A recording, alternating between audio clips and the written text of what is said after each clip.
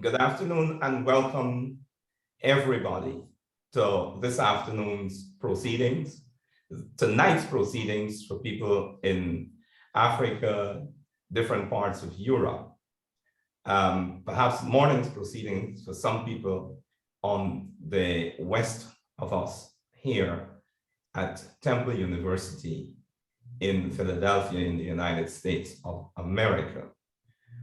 This is a forum on reparations, and we in the Department of Africology, which is hosting this event, we're very, very glad to be able to put this on. We welcome all of you, and we want to begin by introducing the speakers. Some of our graduate students have claimed the honor of doing this, and I wish to pass you over to them. Janelle. Hi, everyone. My name is Chanel Idahan.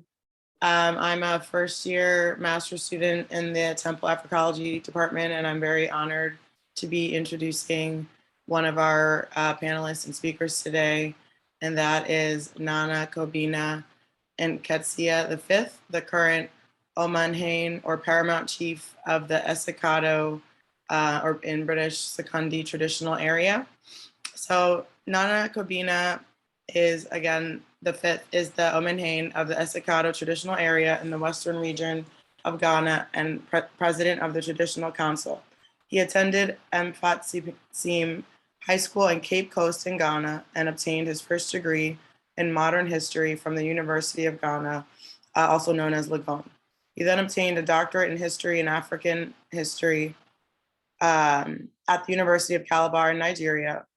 His areas of special interest are Pan-Africanism, African culture and religion, and governance, law, and philosophy. Kobina has written a widely acclaimed book titled African Culture in Governance and Development, The Ghana Paradigm. In this book, Nana Kobina convincingly argues for a cultural approach to development and government for Ghana to become truly decolonized and sovereign. He's also written several articles on law and holds strong views on the law and its administration throughout Africa.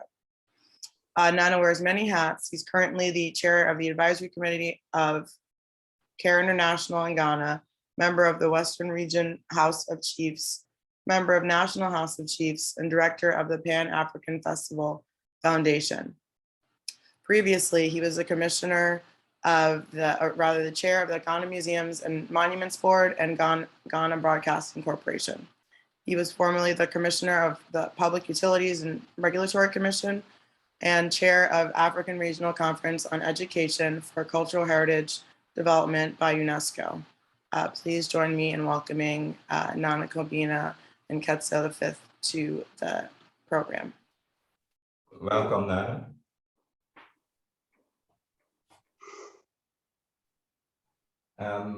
Let's ask Hope. Sorry. Hi, I'm Hope Dove. I'm a PhD student in the Africology department, and we would like to welcome our next distinguished speaker, Esther Stanford Zose, who is a motherist, decolonial Pan-Africanist jurisconsult, our historian and reparationist. As a new abolitionist, emphasizing the necessity to stop the harm of the maangamizi of neocolonialism as the first step to effecting and securing holistic African reparatory justice, otherwise known as Planet Repairs. Esther serves as the Coordinate General of the Stop the Maangamizi We Charge Genocide Ecocide campaign. Her work in advocating for planet repairs as the connectedness of environmental, reparatory, and cognitive justice has contributed to the establishment of not only INASAR, the International Network of Scholars and Activists for African Reparations, which she is co-facilitator of, but also APGAR, the all-party parliamentary group on African reparations in the UK Houses of Parliament.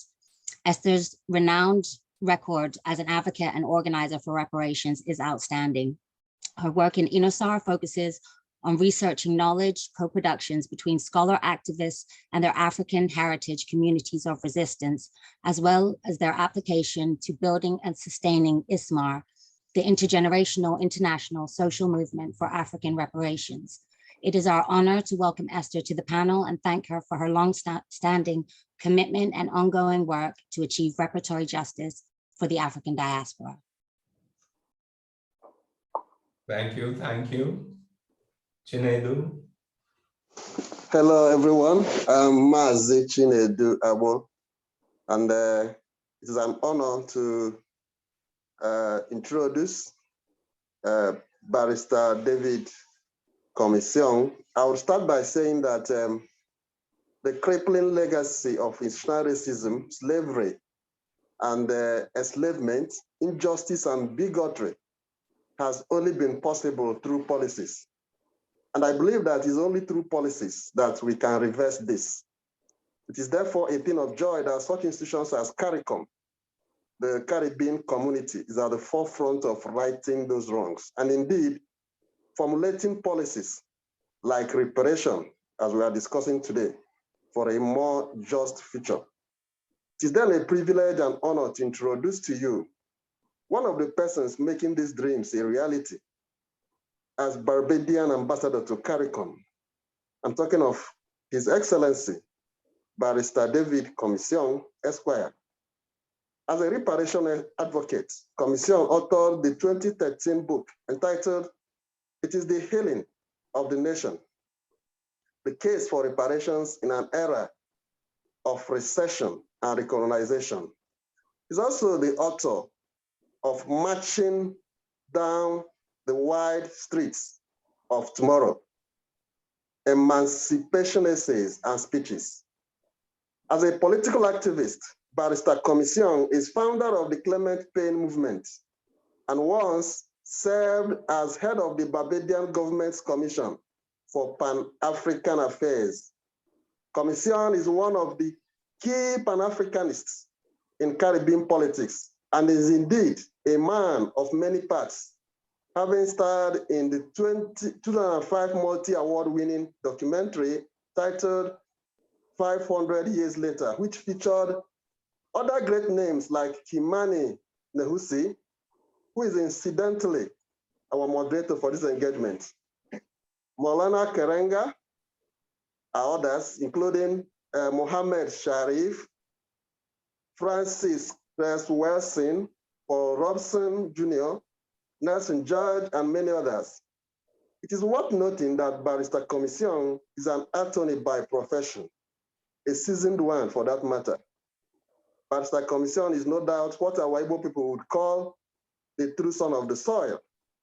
And indeed, as we also know, that CARICOM, by the way, remains the oldest surviving integration movement in the developing world, with a grouping of 20 countries comprising 15 member states and 5 associate members.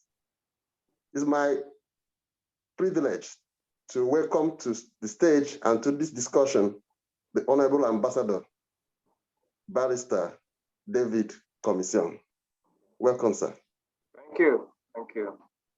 Tori. Hi, everyone. My name is Tori, and I'm also a graduate student at Temple University in the Africology and African American Studies Department. And I have the honor of introducing the moderator of this discussion. Dr. Kamani Nahusi is a diverse scholar with research and publications and interests that explore Africa and its diasporas, the Caribbean, and Guyana. His research includes topics from both ancient to modern times, including libation, ebonics, meta-nature, carnival, and ancient school systems. His work in Africology has been studied and awarded in nations around the world. A few examples of his works are A People's Political History of Guyana, Libation, an African Ritual of Heritage in the Circle of Life, and the System of Education in Kemet, an overview. His work expands beyond the page as he has been the keynote speaker at several events, worked with communities, and has held several high positions across the globe. I have had the pleasure of learning under him and he serves as an associate professor at Temple University. Please help me welcome Dr. Kamani Nahusi. Thank you very much, Tori, and thanks for all those introductions to our speakers. I am very, very privileged not to have to do too much after all of that introduction. Again, thanks to our graduate students for your help in doing those introductions and making this occasion a good one. My first task is to remind us that we're talking about reparations today, and we have asked each panelist to give a brief idea of what their take on reparations is, the concept of reparations, and what they are doing to actualize reparations, if I might put it that way. After each of our three panelists has made their presentation, we're going to have an open discussion, question and answer period. So our graduate students will help me in collecting any questions you may have. Please put them in the chat. So we're going to make certain that questions are directed to particular presenters if need be. So I want to start by inviting Nana Kobina and Ketsia to the floor to make his presentation. Nana Kobina, it's a pleasure to have you, and we appreciate your time. Please be welcome.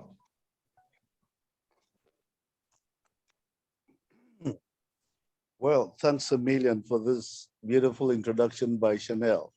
I was really surprised. I said, if I'm going to die, she has to read my obituary. I was wondering where she fetched all that information from. I rarely talk about me. I like listening to others talk about themselves and feel highly honored to be on this very distinguished panel. And yeah, there's especially Dr. Kamani. I heard Molefikete Asante saying that you're the one who is replaced Obenga and was it Diop, and it just blew my mind. So we should rather be listening to you instead of vice versa.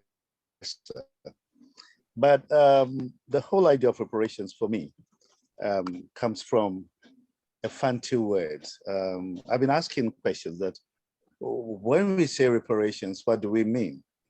And it seems as if there's not one word for it. But the common word that I found most people saying is mpataze. That means somebody has harmed you and he needs to make amends for what he has done. And so that is a mpata, to restore, bring things back to normal. What you might say, to create harmony of existence. And then you can also say inshanem, to replace, to put something back where it should belong. When I consider it from that particular angle, the person who is hurt must acknowledge, must be aware of his hurt and how much he's been damaged or what has happened to him.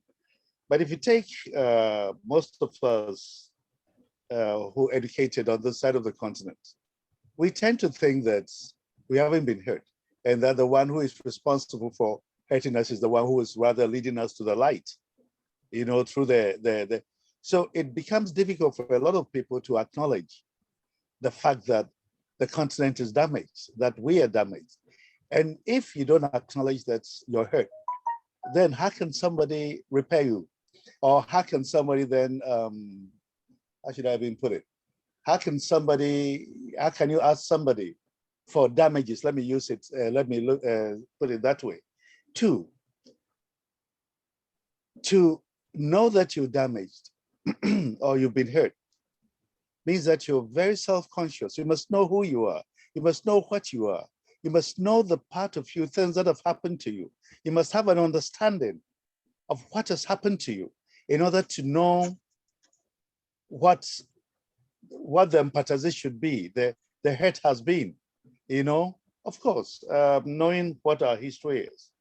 As you yourself call it, the moderator calls it the Great Holocaust.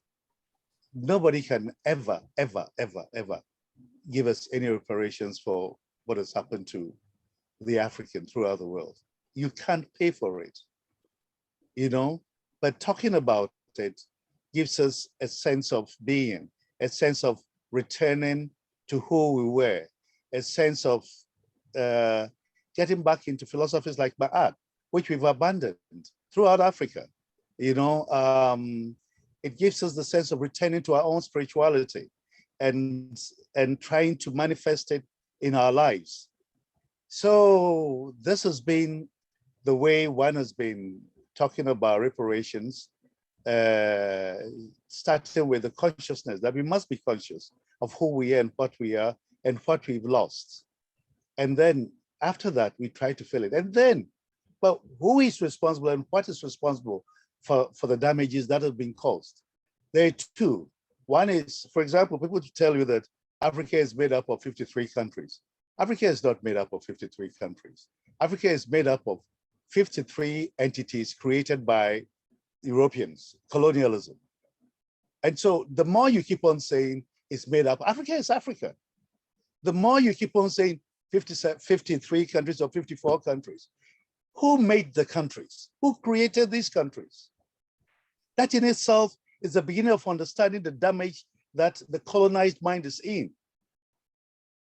So these are the challenges. The whole idea of reparations is to go back, is to build back, to get back into who we were, and then identify those responsible or what has been responsible for keeping us in this state. And it is a state of weakness. So that self-consciousness is very, very important. So that self-awareness is very, very important. And then whenever anything is added, which is positive, if you give the batch of Euro-Africans who are leading Africa right now, you call them leaders.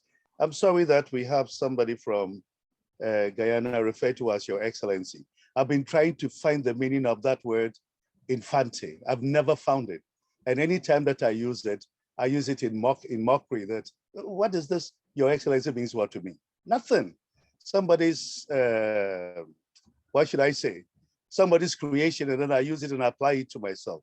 And we've been going on with this, you know, having three names, being called Mr., being called Mason, all these kind of things. We've been badly damaged. And to go back and look at who we are and what we are, and what we were, how we've arrived at this point of walking around the continent, around the globe as damaged entities.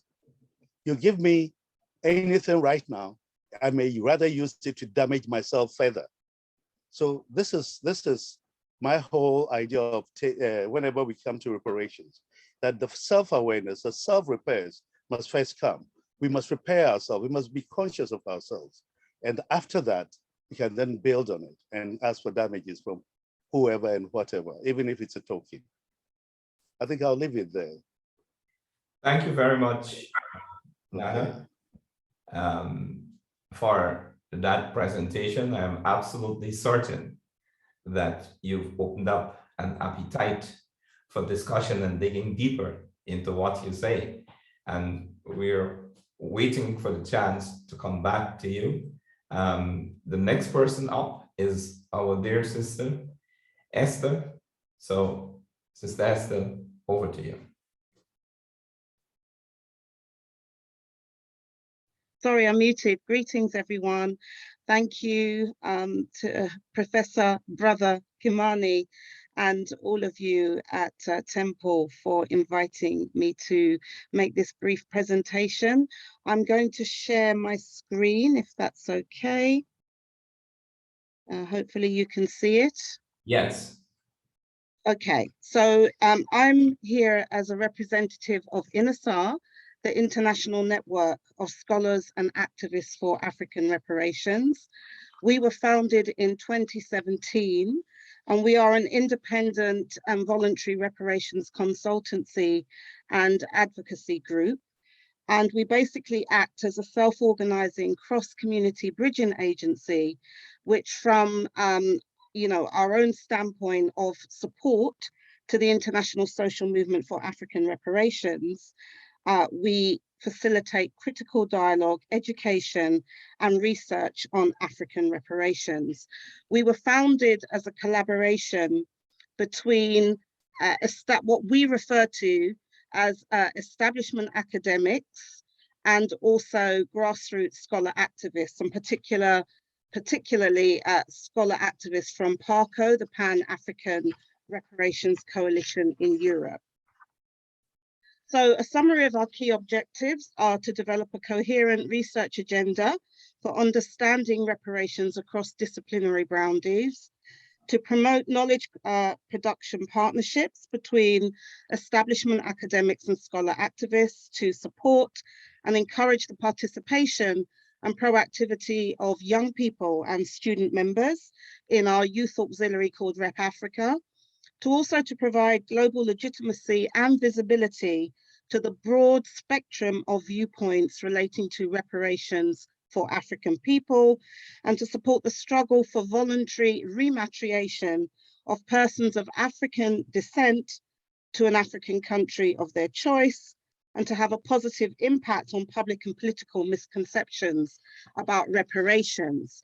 Now, as INASAR, we see ourselves as a support base for reparations movements, and in particular, the international social movement for African reparations, but we also recognize the wider movement for reparations, which are all other peoples who are not necessarily self-defining as African, but also have reparation struggles, which is referred to as the People's Reparations International Movement.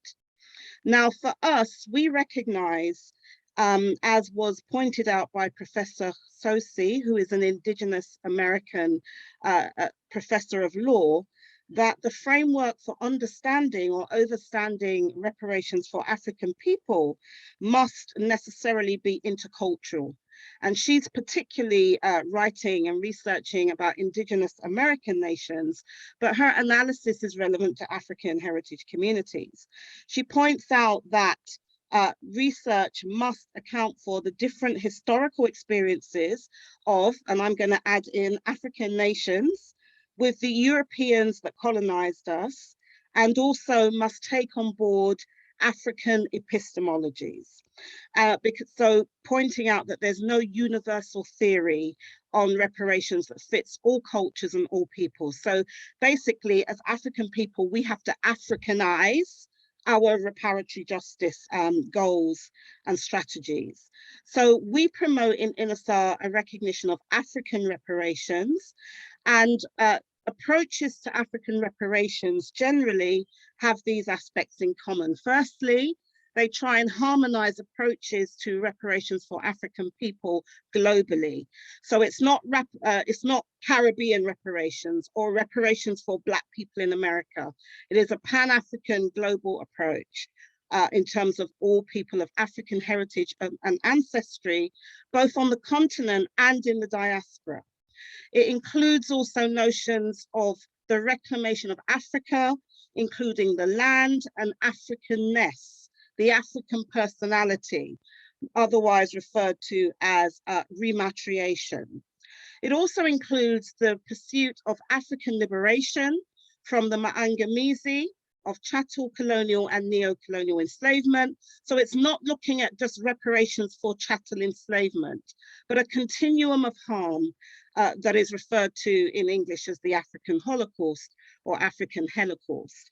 It includes notions of effecting planet repairs, and that is really the nexus between reparatory justice, cognitive justice, and environmental justice. And so all of these are central to the global strategies and tactics of reparationists to effect and secure holistic reparations.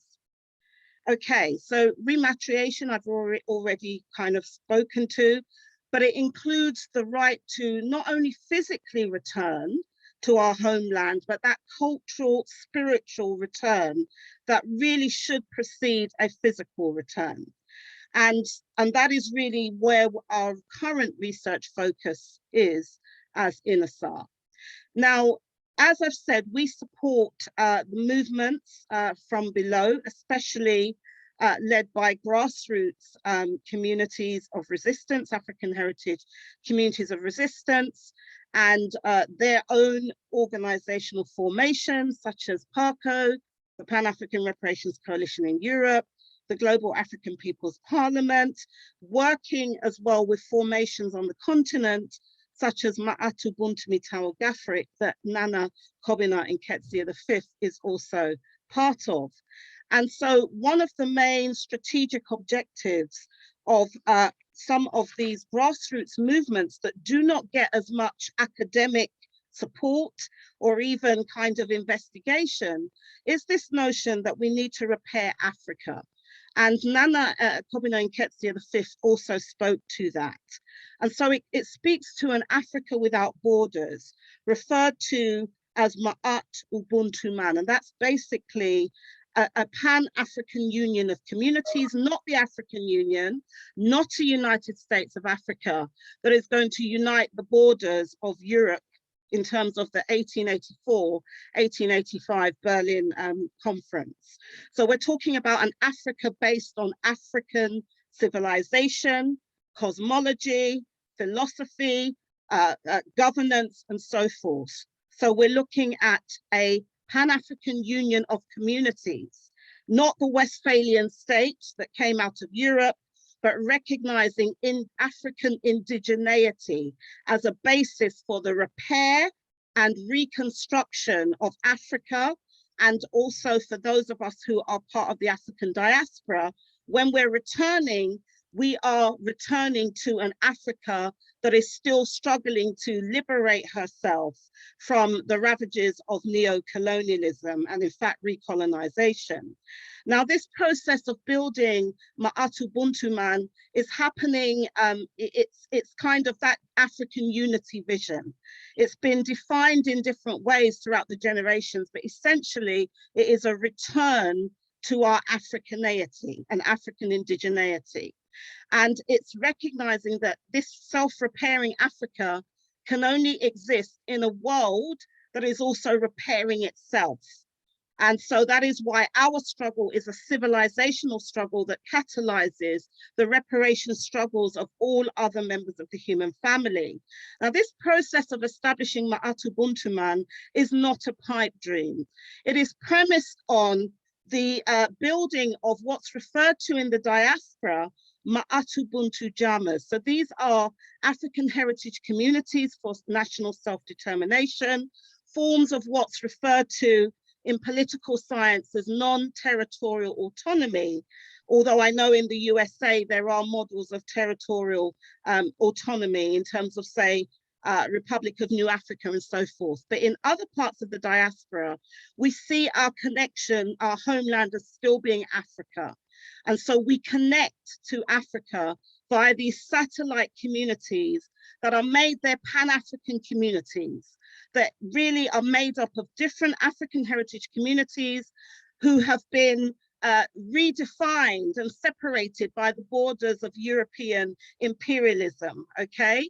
But we are reclaiming an African identity that is geopolitical, that is global, and is strategic. And these Matubuntu Jamas are connected to these organic processes unfolding on the continent of Africa of self-repairing communities there. And the formation that is leading that charge is Ma'at Ubuntu Mitao Gafrik, the Global African Family Reunion International Council. And they are promoting the building of what's called Sankofa Homes on the continent of Africa, which are these communities that are made up of different indigenous African communities, but also are preparing to reintegrate those of us who have been dispersed in the diaspora. And so it's really about promoting a rememberment of the African family globally. And so this notion of planet repairs, I've already spoken to, and it recognizes that we have to start from the standpoint of pluriversality, because the very cognition, the lenses of analysis, the knowledge foundations that we are using a lot of the time to define our repair and our visions of what freedom looks like are still Eurocentric, or promoting European coloniality.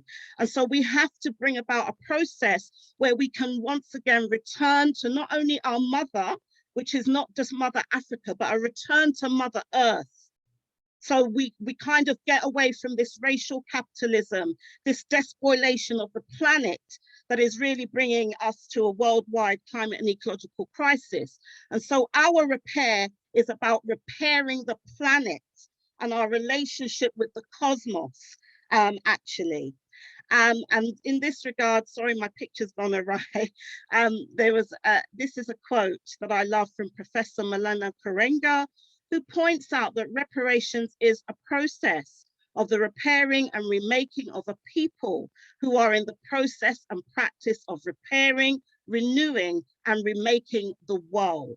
So that is the vision of Ma'atu Buntuman in Ubuntu Dunia, which is basically, a multipolar world of global justice, so that we can ensure that other nations themselves that have not been sufficiently repaired don't end up coming and doing us harm, because we recognize that we are mothers and fathers of human civilization, and our bloodlines run throughout the whole planet.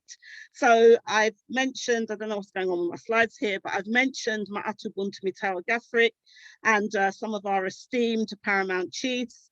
Of course, Nana Nketsia V, who is on this panel, also Oshe Tedko the Seventh, who is based in Abatime.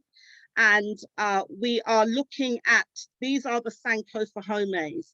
And so with members of the diaspora, we have began this process of rematriation, which is us returning to indigenous communities, not countries of European coloniality, okay, but returning to communities and reintegrating back into our indigenous communities, and therefore assisting, supporting this continued struggle for African liberation today, where these borders are being resisted every day by the majority of African people who reject many of these formations, which, if you're talking about the African Union, 60% of its funding coming from outside of Africa, including the European Union and other nation states. We know that these models can never, of governance can never really liberate us. Finally, just to say that this work that we're doing is not just theoretical. We've been able to influence hearts and minds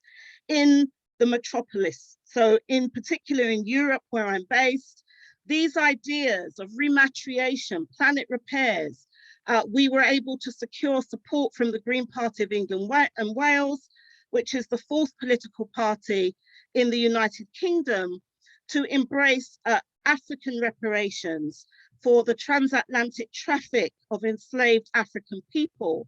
And they are supporting the demand led by the Stop the Maangamizi campaign for an all-party parliamentary commission of inquiry for truth and reparatory justice. And it is this work, working with not only the masses of the populations in Europe who are not of African heritage, but also influencing elected officials, some within our own communities, but some who are allies to our African liberation struggle, that we've been able to set up the all-party parliamentary group for African reparations in the British Houses of Parliament.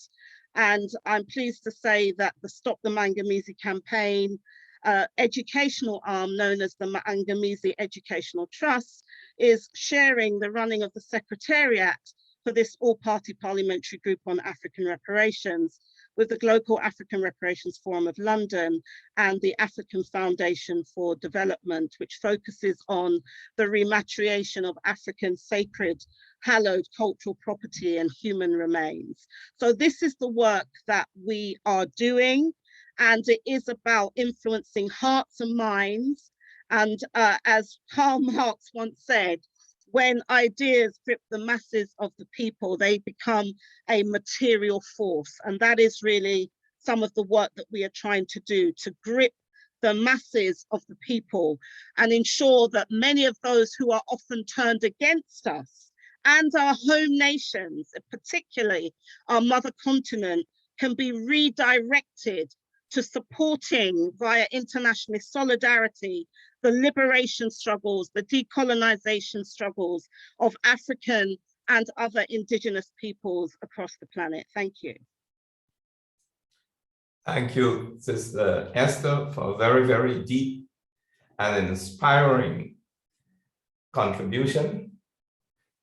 I wish now to invite my brother, David Comensong Esquire to give his presentation, and then we're going to put the floor open, put the matters to the floor, answer questions and so on.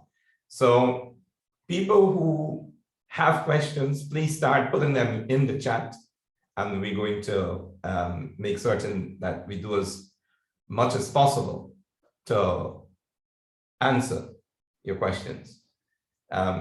Without any further ado, let me ask David Comensong, His Excellency, Bajan Ambassador to CARICOM, to give us of his considerable wisdom on these matters before us. Brother David. Thank you, Brother Kamani, and it's really a pleasure to be here and to speak to this scholarly audience this afternoon in Barbados. And just for the benefit of our brother from Ghana, the term His Excellency doesn't really refer to me personally, but it really refers to the dignity of the nation state of Barbados, because I am Barbados's ambassador to the Caribbean community. As the brother who introduced me said, the Caribbean community is a grouping of 14 independent nation states of the Caribbean, and you would know most of them: Haiti, Jamaica, Trinidad and Tobago, Guyana, Barbados, Grenada, St. Lucia, etc. And one still colony that is a full member of CARICOM, that's Montserrat, and 5 associate members, which are still colonies of various of European powers, of England, in fact. In 2013, CARICOM, our heads of government came together and decided to institute a reparations claim against the nations of Western Europe that were implicated in genocide of the indigenous people of the Caribbean and in African enslavement. A majority of our population, a vast majority, I would say, is in fact people of African descent, African people. And so we have been pursuing that. We, meaning CARICOM, has been pursuing that reparations campaign since 2013. Reparations may be defined as the act of making atonement, amends, and indemnity for a wrong committed against another. The term implies an active repairing of the damage or injury inflicted on the wronged party.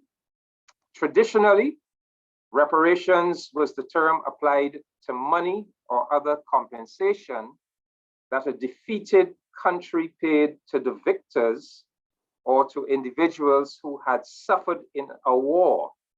But it has also been applied to compensation paid or made to the victims of genocide and other international law crimes. So for us, our reparations claim is anchored in international law. And it is rooted in the fact that both the indigenous people of the Caribbean, and when the Europeans first descended on the Caribbean, they found some 15 million indigenous people living in the Caribbean islands, and most of them were decimated by the Europeans, a process of genocide. But for us, reparations is rooted in the international law crimes of genocide and crimes against humanity.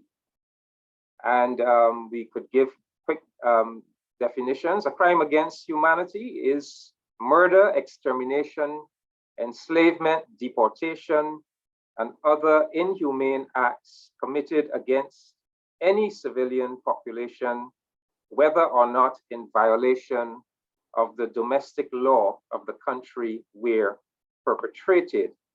And of course, genocide means any of the following acts committed with intent to destroy in whole or in part a national, ethnical, racial, or religious group, killing members of the group, causing serious bodily harm or mental harm to members of the group, deliberately inflicting on the group conditions of life calculated to bring about its physical destruction in whole or in part. So it is on the basis of that system of international law that we are proceeding.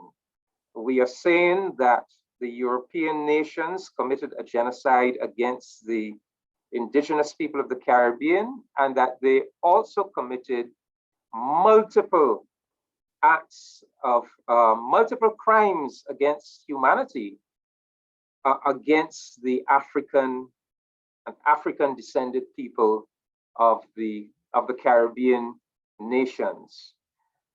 You would be aware that the first out and out slave societies in human history were constructed in the Caribbean. In fact, Barbados may very well have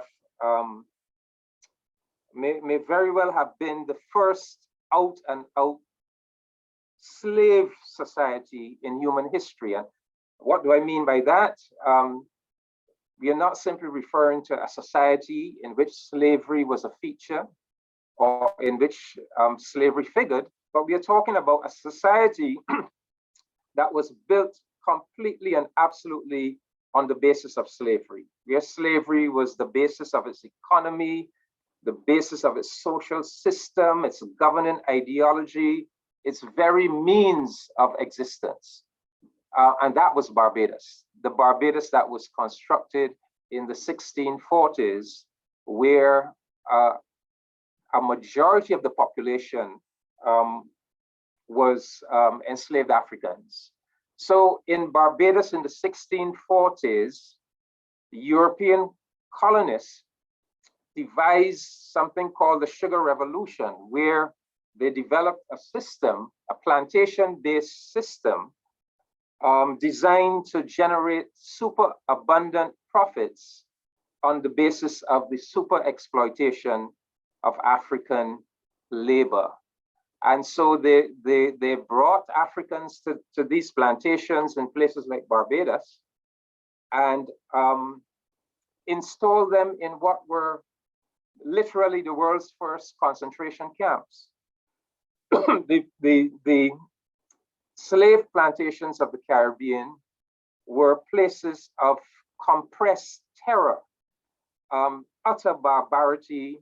Our ancestors were subjected to the most horrific oppression and violence and terrorism imaginable. The first concentration camps were not in Nazi Germany in the 1930s.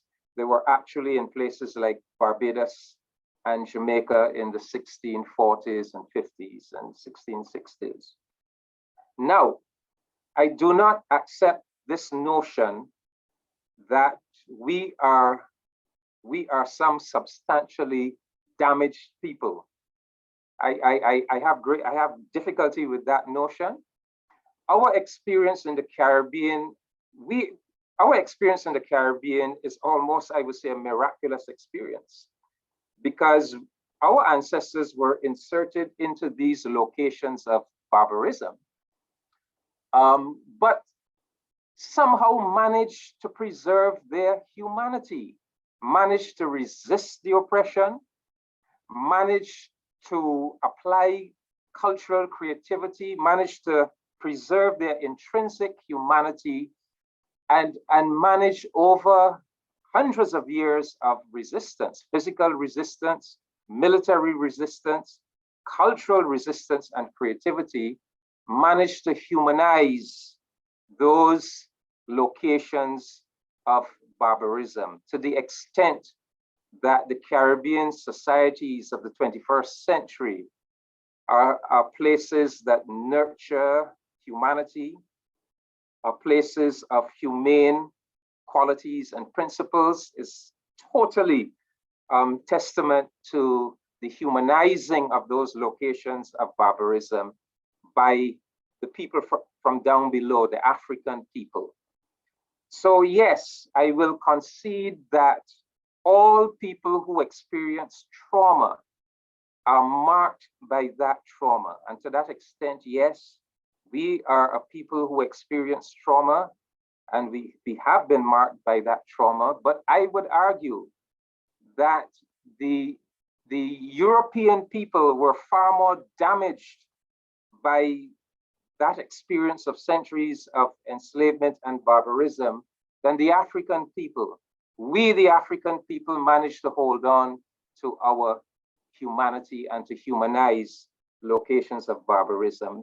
So yes, there is some psychological and cultural damage caused by the trauma we went through. But I think we have to be balanced in how we view that damage. And part of our reparations is a process of self-repair, where we look within us to determine whether we still have within our culture, within our psyche, any notions, vestiges of any notions of white superiority and Black inferiority. And where those exist, we must be committed to extirpating them. But we have to be careful with parading this idea that we are somehow some uniquely damaged people walking around this world. I don't accept that. So far as our reparations campaign is concerned, I would say it could be reduced. We have a 4-pronged reparations campaign. The first prong consists of the demand that we have levied at the national governments of Western Europe, all of the governments that were implicated in colonization and enslavement in the Caribbean, Britain, France, Spain, Portugal, Holland, Denmark, and there's several of them. We have levied a demand at them for basically a developmental compact. We have reduced the demand to a 10-point reparatory justice plan. And I'll run through those 10 demands very quickly. The first one is a formal apology from the governments of the relevant European nations for that history of enslavement and crimes against humanity. Secondly, that they must finance a repatriation program for those members of our community who are interested in physically returning to the continent of Africa. And we do have significant Rastafarian communities, for example, just to give one example, who are very much interested in physical repatriation to the continent. Thirdly, an Indigenous Peoples Development Program. We still have remnants of the Indigenous population existing in the Caribbean, most of them in conditions of great poverty. Fourthly, a program to establish relevant and needed cultural institutions in the Caribbean. Fifth, a program to deal with the Caribbean's public health crisis. We Caribbean people suffer perhaps more than any other people on the planet from stress and diet-related diseases such as diabetes and hypertension, a direct legacy of those centuries of compressed stress and terrorism and a deficient diet. An education development program for the Caribbean, an African knowledge program for people of the Caribbean component of the African diaspora. We need to get back in contact with knowledge of our mother continent, a technology transfer program, a process of debt cancellation of the national debts of CARICOM member states. And that they must also help to finance a systematic effort at psychological rehabilitation and healing from the traumas of the centuries of genocide and enslavement. But of course, that self-repair, that must be principally our own mission. So that's the first prong of the claim. The first prong is directed at the national governments of Europe. And we don't see reparations in terms of individual cash payments. We see it more in terms of a right, a fundamental and non-negotiable right to development. We possess, our nations and people, we possess a fundamental and non-negotiable right to development. And these European governments are bound by a fundamental duty to facilitate that national development. Secondly, we are levying a claim at the private sector institutions of Europe, the banks, the insurance companies, the trading companies, the families, the universities that were implicated in those centuries of enslavement, that profited from the ill-gotten gains of the crimes committed during those centuries of enslavement. And we have determined that we will be establishing an international development fund, basically a reparations fund, which will be directed at institutions like Lloyd's of London, the Bank of England, the Church of England, the Green King Company. And these are just a number of private institutions in Europe that have actually admitted their complicity in enslavement and have conceded that they have a duty to make some recompense. The third prong is really that we have come more and more to understand that the currently existing international economic and political order is rooted in, has its roots in, and grew out of those centuries of criminal enslavement and oppression of our people. And we have come to appreciate that the Black and brown nations of Africa and the Caribbean have been inserted into that international order in a structurally subservient and exploitative manner. And therefore, another component of our reparations campaign is directed at a reparative restructuring of the currently existing international economic and political order. And so that has implications for the terms of international trade. It has implications for restructuring of the major international institutions, from the UN Security Council to the IMF, the World Bank. It has implications for restructuring the processes of international financial governance and rulemaking and so forth. And the fourth prong is the self-repairs that we know that we must do for ourselves. So don't get me wrong, I am conceding that we are people who experience centuries of trauma. There is some damage caused by that trauma that we still have to attend to. But I am saying that our history properly understood, we have to understand that our history was one of resistance. Our history was one of holding on to and preserving our intrinsic humanity in humanizing locations of barbarism, and that therefore we must be careful about simply characterizing ourselves as a damaged people, even though we concede that there are cultural and psychological issues that we need to attend to.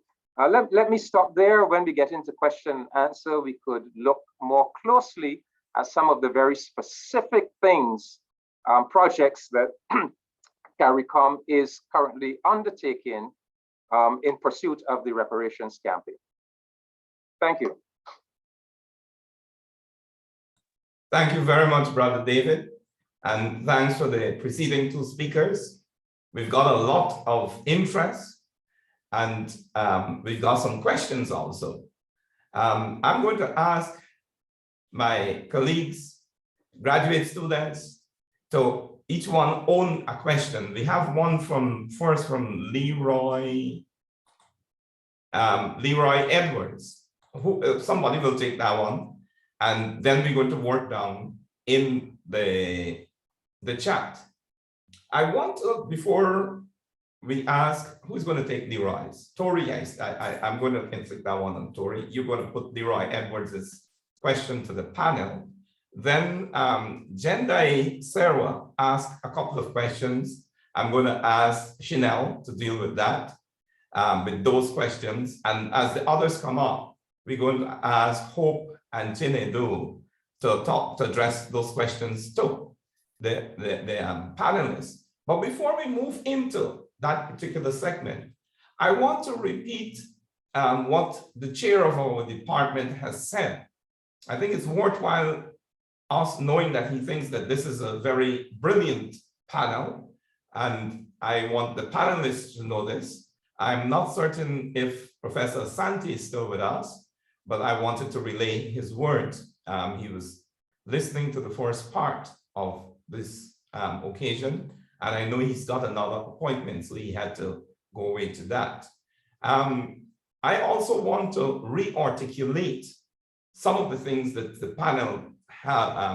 panelists have said, just very quickly for our students, because we heard harmony, we heard ma'at, and these are things that we discuss in our programs in this department. The whole idea of retaking our history, our cosmology, and all of that, we are delving very deeply into this kind of learning. So it's important for us to recognize in our department that we are busy meeting some of the recommendations of our panelists in our daily learning in this department. I don't want to get too much into what we're doing, but I just wanted to make certain that we make that connection. Let me just not intervene any much more and ask Tori to put Leroy Edwards' question to the panel.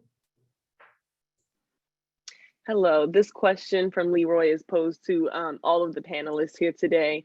They asked, should self-determination not be the greater and more immediate objective of the African people around the world? Floor is yours, panelists.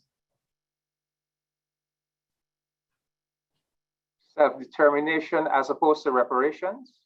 But self-determination inheres in the concept of reparations. Reparations is recognizing that a crime has been committed against you, recognizing that you have been systematically robbed and looted of your rightful material resources over a process of hundreds of years. I mean, the multiple generations of our ancestors in the Caribbean worked to death on the plantations of the Caribbean, all of the fruits of their labor denied to them, siphoned off to European families and institutions, and ultimately to the nations of Europe. We know that Europe's tremendously wealthy and powerful industrial civilization was built on the backs of and at the expense of our people. So we know this. We know that much is owed to us. And in making the demand, we are in fact exhibiting self-determination and agency. And in fact, if we fail to make the demand and to pursue on a reparations campaign and claim, we would actually be sending a message that our ancestors were not sacred human beings deserving of honor and respect. So reparations is the ultimate statement of of self-determination, of recognizing our own worth, recognizing the wrong that was done to us, and determining that there must be justice and there must be compensation for that wrong. That's how I would answer that question. Let's hear Sister Esther.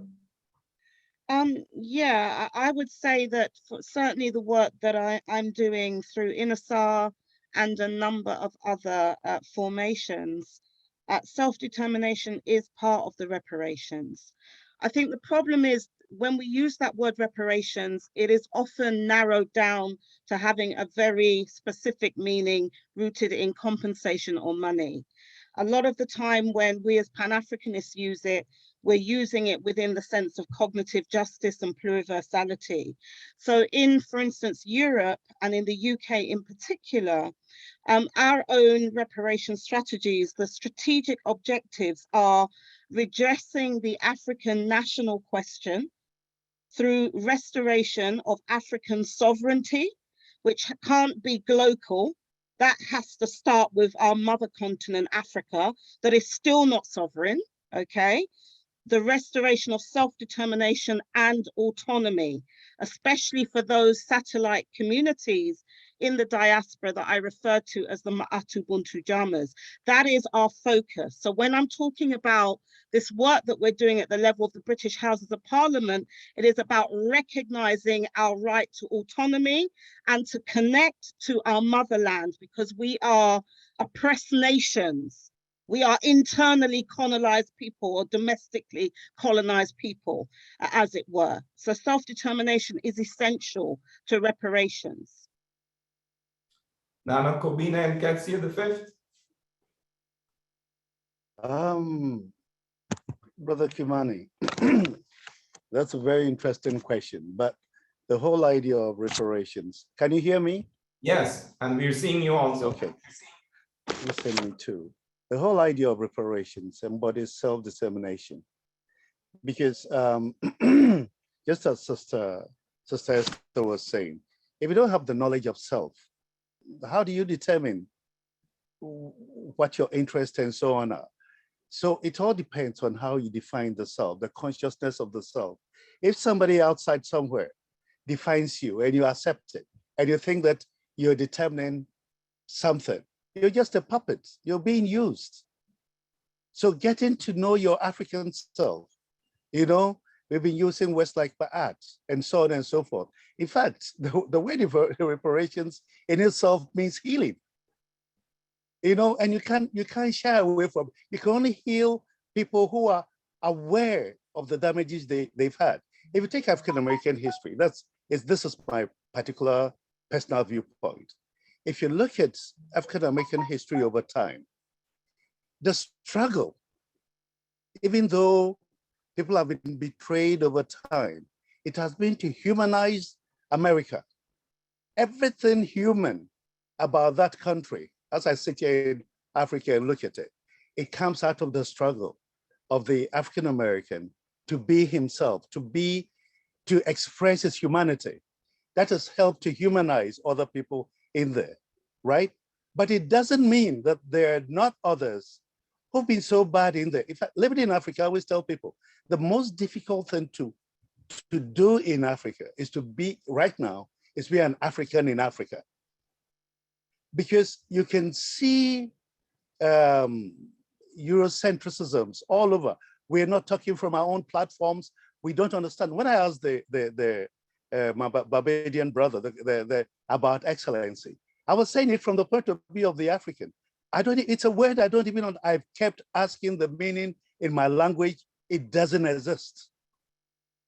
And we're using these things. And when I bring it in, I asked, so why do I use this? I wasn't using it about him personally. These are words applied to anytime they call my president, His Excellency the President. And I ask, what do you mean? What are you trying to say? And it's a joke here. When we are referring to the presidents of Ghana, we call them excellencies. When we are referring to Obama, we refer to him as Obama and call him Trump, and call the other one Trump and so on. But here, that thing. And I said, but what do these titles mean? How can you wear titles you don't understand? You know, so he may understand it. Sitting here in my village, I don't understand it. And it's a mystery to me. So these are the things about trying to understand. Moving into my arts, is that what we're working on? We talk about international law. Who made the law? Are we interrogating that law? How does it fit into our own Africanity, our own concept of law? Otherwise, somebody somewhere is going to keep on defining Africa and the African self. And at the end of the day, even if we say in quotes that we are determining, we are not determining ourselves from an African point of view. We are determining ourselves from somebody else's point of view, who or what he's made us. And as we keep on saying, I think it was Dr. Jeffries, whoever defines your world controls your world. So who is creating these definitions for us to move on? And that is the thing about self-determination. So once we heal, once you heal the self, then you know what you are determining. Your environment, your relationship with people, and so on. So it's our economy. Who determines our economy? What determines it? Is it from our own point of view or somebody else's point of view? The economic theories we learn, who creates them? So it's something intellectual that you began, and we are going on about it here. So that's the thing I'll say, that self-determination is part of reparations, the African to determine things for himself. Of course, don't forget that we live in a world that is a world which is at the moment not African. We live in a world of high competition, and in competitive societies, you do whatsoever it takes to win. Even if you steal, make sure you don't get caught. That's why over time, African countries are being damaged, coup d'etats, and so on and so forth. Who determines these things? Who controls us? So we need to get rid of that control. Thank you. Thank you very much, Nana, Kubina, and Ketsia. This whole conversation about self-determination makes me want to reinforce the definition of our methodology here, Afrocentricity, where we look at Africa transcontinentally, transgenerationally, from the point of view of African people centered in our history and our culture. I think we agree on that, certainly the people in our department. But I want to invite Chanel to pose a couple of questions, or at least one question, to somebody on the panel or all the panelists. Go on, Chanel. Sure. So I'm going to, I think, pull from Jen Dias, Herwa's questions, and they were directed to Ambassador Kamasong. So in terms of the 10 demands that you outlined briefly, her question is about the sort of strategy and approach to securing the justice that you outlined. And then if you could provide some examples of how people in the Caribbean are being supported in the repair process that is primarily our responsibility. And then the third prong was, you mentioned that the request to the foreign European governments was for debt cancellation. And her ask was, why wasn't the ask for repudiation or another treatment to expunge the debt? Thanks for your questions. Back in 2016, CARICOM wrote to the heads of government, the presidents and prime ministers of the relevant European countries, informing them that this reparations claim was being made against them, informing them about the 10 demands, and inviting them to, indicating to them that we wanted to sit down around a negotiating table with them and work out the reparations compact. We got responses from these heads of government. All of these responses were non-committal. They said things like, we acknowledge this dark chapter in our history, we profoundly regret it, etc., but we don't think reparations is the answer. We think that we need to work together for the future, etc., etc. It was that kind of sidestepping response. I mean, I would use more robust language, but I am an ambassador of my country, so I wouldn't use it in this public forum. So we understand that it is a struggle. We prefer to approach it like how a trade union would approach an industrial struggle, because although ultimately reparations is rooted in law, in international law, we do appreciate, as a lawyer, I'm a lawyer for many decades, you only take your case to court if you are relatively certain that you will prevail, because you know the danger of taking a case to court and having the judge rule against you. If that were to happen with reparations, it means that henceforth, these governments will simply say, but the court has already ruled. So we are not even prepared to discuss the issue. So we know that when we talk about the international courts, we talk about the International Court of Justice, we know that these are Western dominated institutions. And so there's a danger at this stage of initiating international litigation in a court that Western powers have so much influence over. Our concept is that we need to make reparations into an international cause célèbre, similar to what was done with the anti-apartheid movement of the 1970s and 1980s. So we have to build an international mass movement, mobilize an international mass movement around reparations. One of the things that CARICOM has decided is that we want Africa with us. CARICOM launched, the Caribbean launched this reparations campaign 9 years ago. And we recognize that we want and we need the weight of Africa with us. The Prime Minister with lead responsibility for reparations is the Prime Minister of Barbados. And she has reached out to the African Union and to individual African countries as well, inviting the African Union and the national governments of Africa to join us, to partner with us in this reparations campaign.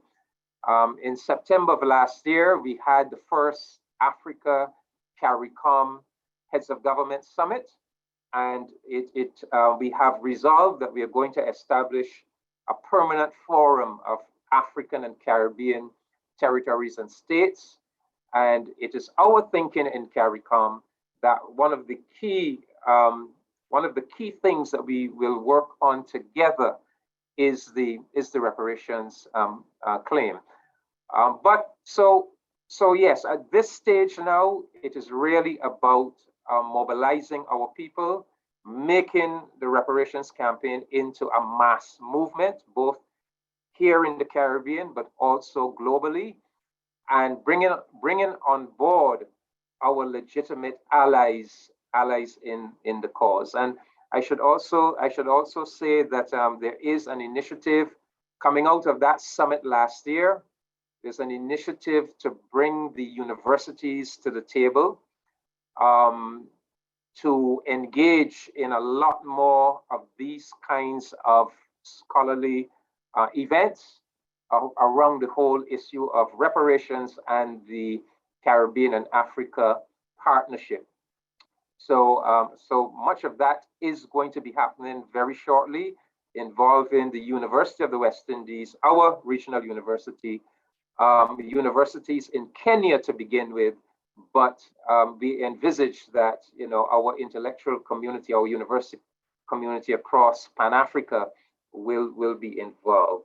Self-repairs, well, you know, there are many aspects of self-repairs, but if I just use the most current Barbadian developments over the past 2 years, for example, in Barbados, for example, took down the statue of the British Lord Nelson, a statue that was constructed in Barbados in 1813 and was, you know, at the center of our capital city, a 207-year statue. We removed it last year, and we removed it by the government and the people of Barbados, the activist community working hand in hand to remove it.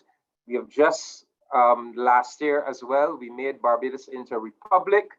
We totally got rid of the Queen of England having any presence in our national governance affairs. We are proceeding with reforms of the curriculum to make both at the primary level and the secondary level, Black history, African history, and so forth. So speaking from a Barbadian perspective, those are some of the very current things. And I think there was a third question. It had something to do with debt cancellation. Yes, the question was, since you mentioned that the ask was for debt cancellation, why wasn't it for repudiation or some other treatment? Well, I'm not sure exactly what they mean by repudiation, but you know, the basic notion underpinning the approach to the governments of Western Europe and also to the international institutions is that our people have, you know, Europe's development was purchased at the expense of the looting and plundering of our people, the siphoning off, the systematic siphoning off of our wealth. That must now be repaired. We therefore possess a fundamental and non-negotiable right to development. So all that we require for the development of our nations and our peoples must be facilitated by the institutions of the international order, must be facilitated by European nations that siphoned off our resources, that injured our people, or committed crimes against our people, and profited at the expense as a result of those crimes. So debt cancellation is part of that process. Yes, the debts are not legitimate. In fact, we are owed. We really don't owe you, Europe. We don't owe you. You actually owe us. And but we're going to have to fight for it. You know, it's not just going to drop into our lap. Thank you.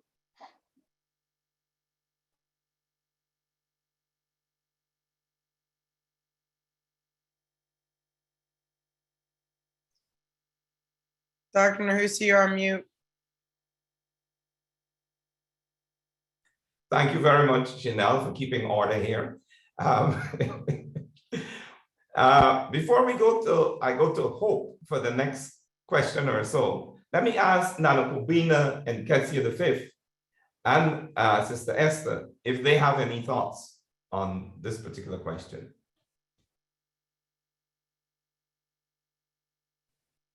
Which one in particular? Because there were three. Well, you just take your pick and do a quick response. Okay, let me speak to the debt repudiation, please. Because within international law, there is a recognition of odious debts. It's not the framework, the same framework as debt cancellation. Many of our anti-debt, anti-imperialist activists, including leaders like Thomas Sankara, were calling for a debt repudiation, which recognizes that we are not indebted. They owe us, we don't owe them. But debt cancellation is really the notion that we are going to be relieved of some type of debt that we owe. And it reinforces a legal framework that doesn't recognize that actually they owe us. And these are odious debts, which were amassed as a result often of, we can say colonial regimes, them actually imposing leadership from the African masses through installing leaders, coup d'etat and so forth, that went against the will of their people and have amassed debts. And we've seen that in terms of the colonial nation states in Africa and the Caribbean, which often escapes a lot of anti-imperial and anti-colonial analysis. But essentially, that's why neo-colonialism and understanding what it is key to our current strategies and tactics around how we effect and secure reparatory justice. So just debt repudiation is a different conceptualization. In the 2003 Black Quest for Justice legal and extralegal action that I was a legal advisor to, we used the notion, and this was in terms of the UK, calling for a Pan-African legal strategy for Pan-African reparations for global justice, as we framed it then in 2003. And we recognize debt repudiation because we do not owe anything. And many of our African continental activists who are reparationists have been involved with so-called anti-debt movements on the continent of Africa, across the diaspora. And so the framing of debt became a very, very politicized issue within reparations movements, particularly in the 1990s, and certainly was the context for the formation of, say, the African reparations movement in the UK and many other movements around the world that have been championing perspectives on debt repudiation rather than cancellation.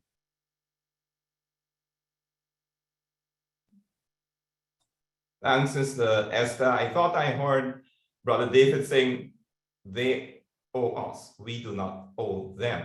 So I'm wondering if we have just a question of different words. So, no, because governments themselves, if you look at the framework of the Caribbean governments, the CARICOM governments, many other governments, they are locking themselves into a frame of analysis that does not put repudiation at the center. It's not just semantics here. It is actually the structural, legal, political, economic framework within which we are fighting and waging our struggle. And we cannot win if we are not actually reinforcing the notion that they owe us. It's not cancellation, because who has the power to cancel what when they're still raping and pillaging our mother continent? Thank you, Sister Esther. Nara Kobina and Kenzie the 5th. Well, Brother Kamani, I didn't hear most of the question, but came to hear, listen to Esther talking. One of the things that's about debt, I haven't given much thought to it, but unless the framework is changed, it's the framework and understanding how the debts are created. It will be meaningless. Africa doesn't owe Europe. It's impossible. It's absolutely impossible. Who puts that idea into you and creates that mentality that we owe you?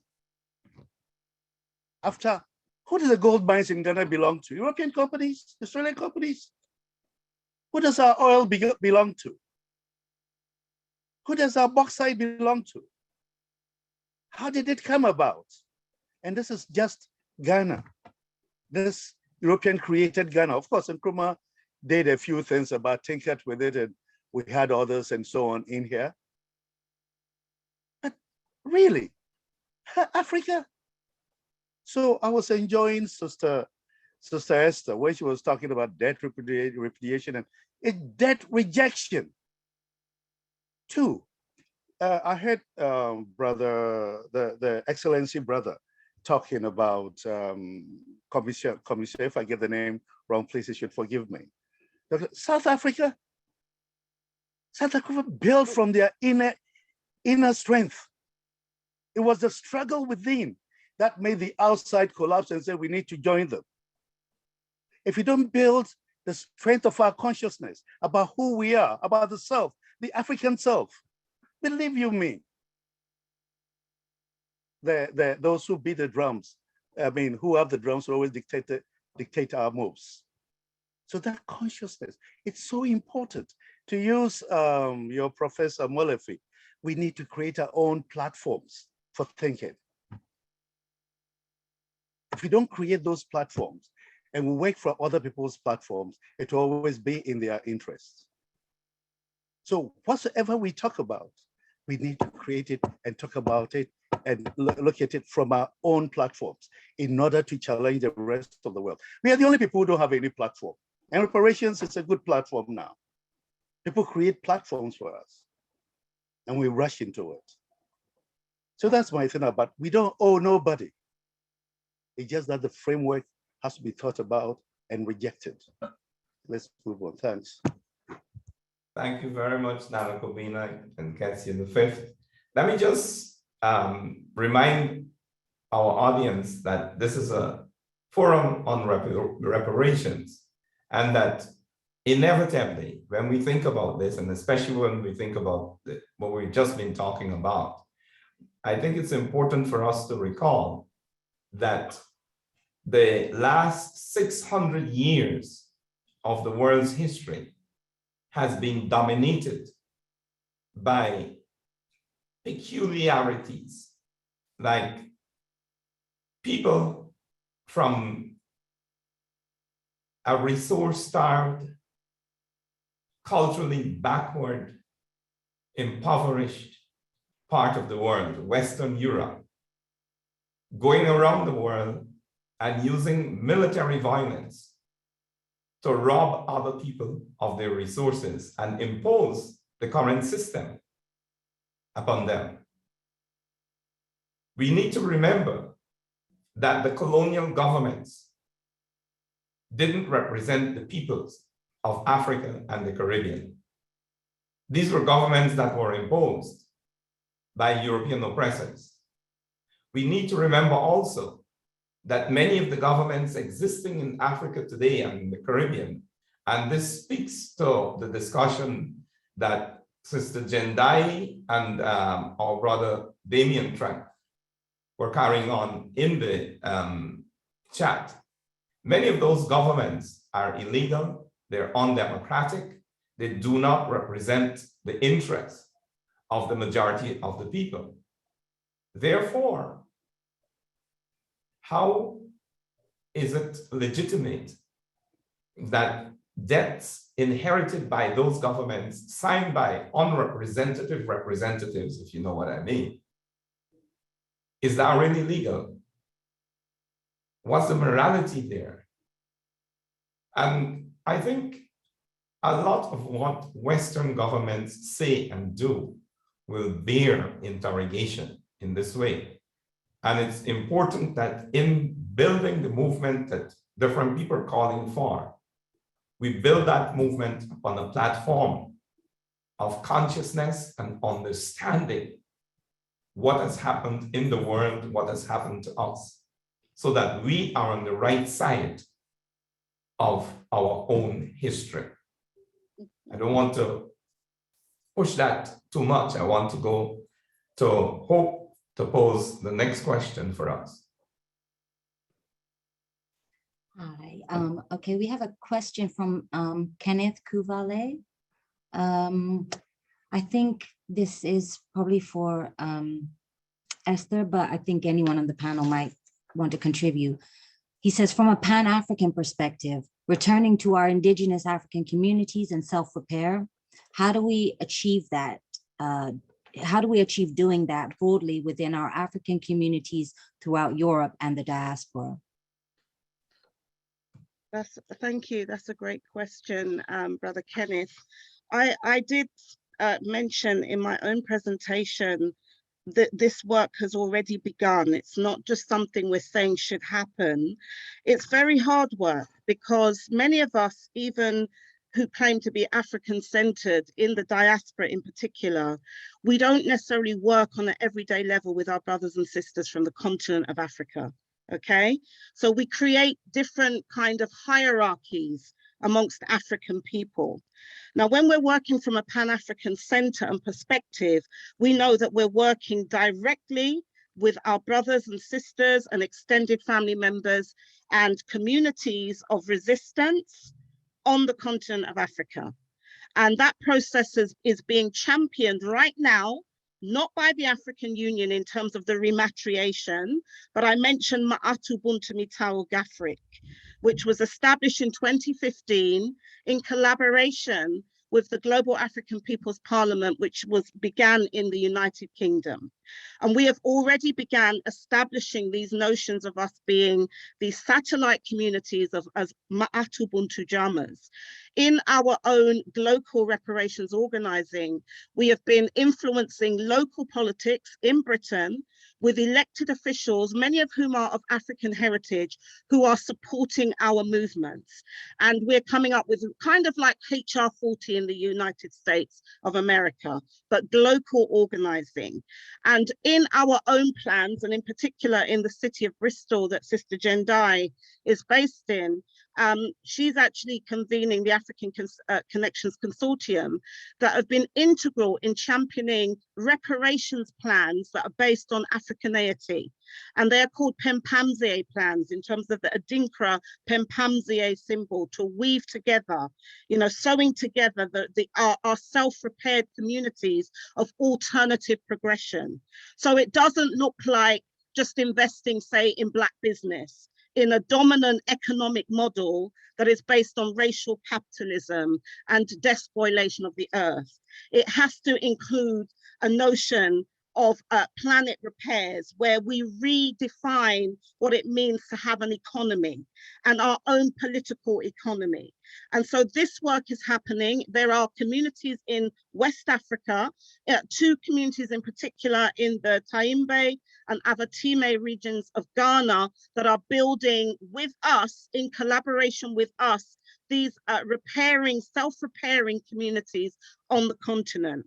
And we have members of our community, in particular, we have a brother Kojo Bonsu that is on this call that has been rematriated, gone back in terms of indigenous reintegration rights into Avatime, where he becomes a citizen of Avatime, as opposed to just seeking citizenship of a neo-colonial state, when we're saying that those borders, Africans on the continent are saying these borders are actually dividing them. They are fomenting civil war and conflict. You have Ewe separated from, the borders of, Ghana,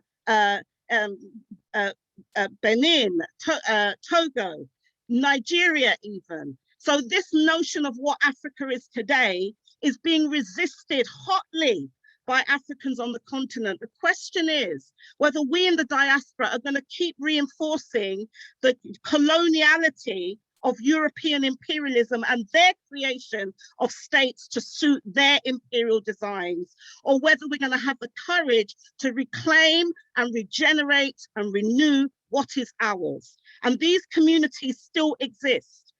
And we cannot be afraid of Africa that exists. Not the Africa that we go to when we go on holiday, but actually living and struggling day to day with African people on the continent who are seeking to repair and stop that harm of neocolonialism that is being meted out by global Europe today. Kamani, I need to respond to a point that you made. And I need to make the point that the member states of CARICOM are democratic states. I mean, we have a problem in Haiti, a very serious political and social and economic crisis. But for the most part, the vast majority of the governments of the CARICOM member states are governments elected by the people, legitimate governments, representative of the people. We got our independence starting in 1962, as you know, with Jamaica and Trinidad and Tobago, Guyana and Barbados in 1966, and thereafter the others in the 1970s.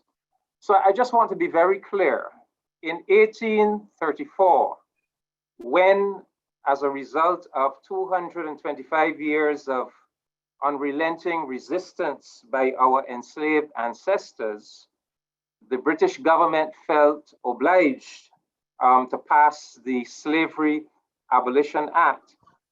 That was obviously an occasion on which our people should have been compensated for what had been done to them over hundreds of years. And as we know, the British government, in its moral blindness, compensated the slave master for his alleged loss of property. And he did that, the British government did that by calculating the labor value of that generation, that one generation of enslaved Africans, calculated that labor value at 47 million pounds, which in today's values would be something like 178 billion pounds, and compensated the slave master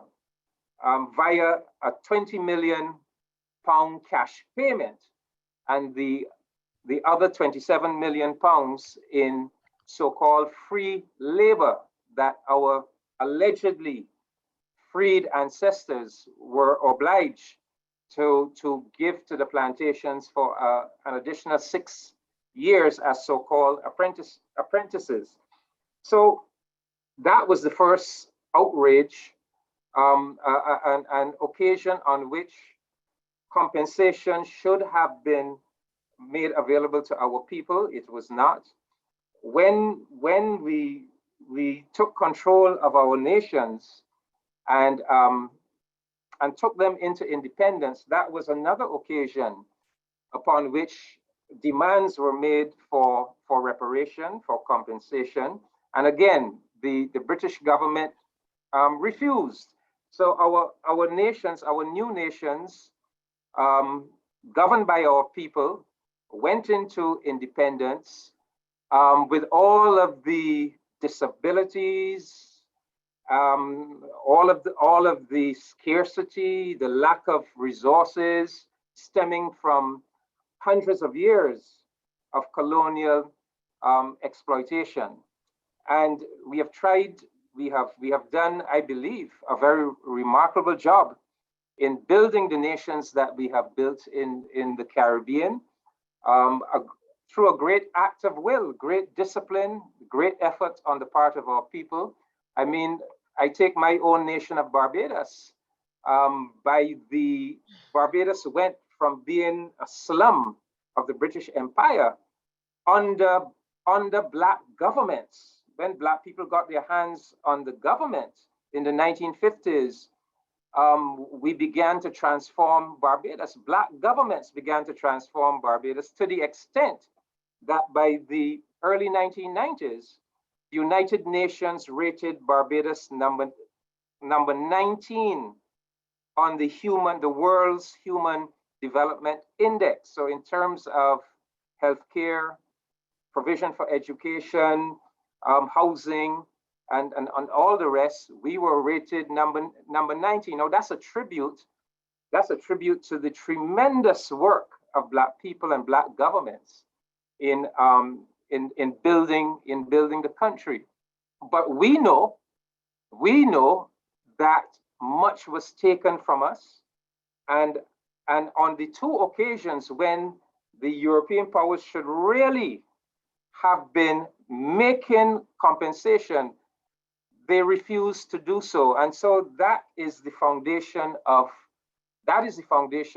our reparations campaign.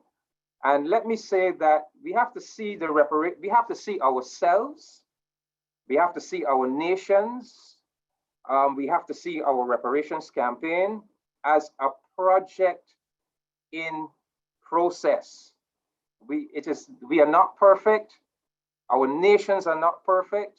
Our reparations campaign is not perfect. In fact, I would say when we began in 2013 in CARICOM, we were basically it was a one-pronged campaign. It was about the 10-point plan levied at the national governments of Europe. Since then, it has evolved. It has evolved to understand that we are now targeting the private sector institutions, including the families, the European slave families. It has evolved to understand that it has to target the international economic and political order as well. It has to seek a reparative restructuring of that order. And it has evolved to understand that we have to attend to any lingering vestiges of cultural and psychological damage. So it is in evolution.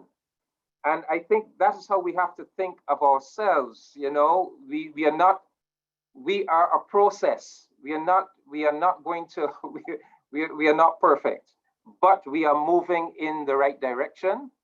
And I take the point of our brother Nana. Yes, the anti-apartheid struggle to the extent that it was able to capture the imagination of the world was because the South African people themselves had so embraced it and were so invested in it that it had that kind of power. So that has to be our template as well. So our reparations campaign has to first become a mass movement within the Caribbean itself. But as I said, it is a project in process. We're going to get there. Thank you very much, Ambassador Comensong. I'm going to ask Chinedu to give the panel a question, and I want to point in particular to Bashir and Chawi's question. But before we go there, let me ask all of us, and the panelists especially, to consider Akaya Adaisebo's proposal that there is a call for a Pan-African Assembly on Decolonization and Development, and that the assembly be held in the Caribbean. I'm wondering if any of our panelists or Akaya Adaisebo himself has any suggestions on how to move this proposal forward. But while you're considering that, let me invite Chinedu to put Bashir M. Chawi's question to the panel and see if there are other questions too. Oh, and also Jendai Serwas has given us a couple of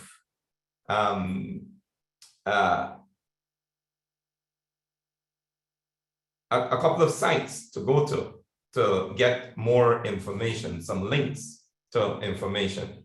So please look in the chat for that. I'm calling your attention to it. Okay, Chinedu.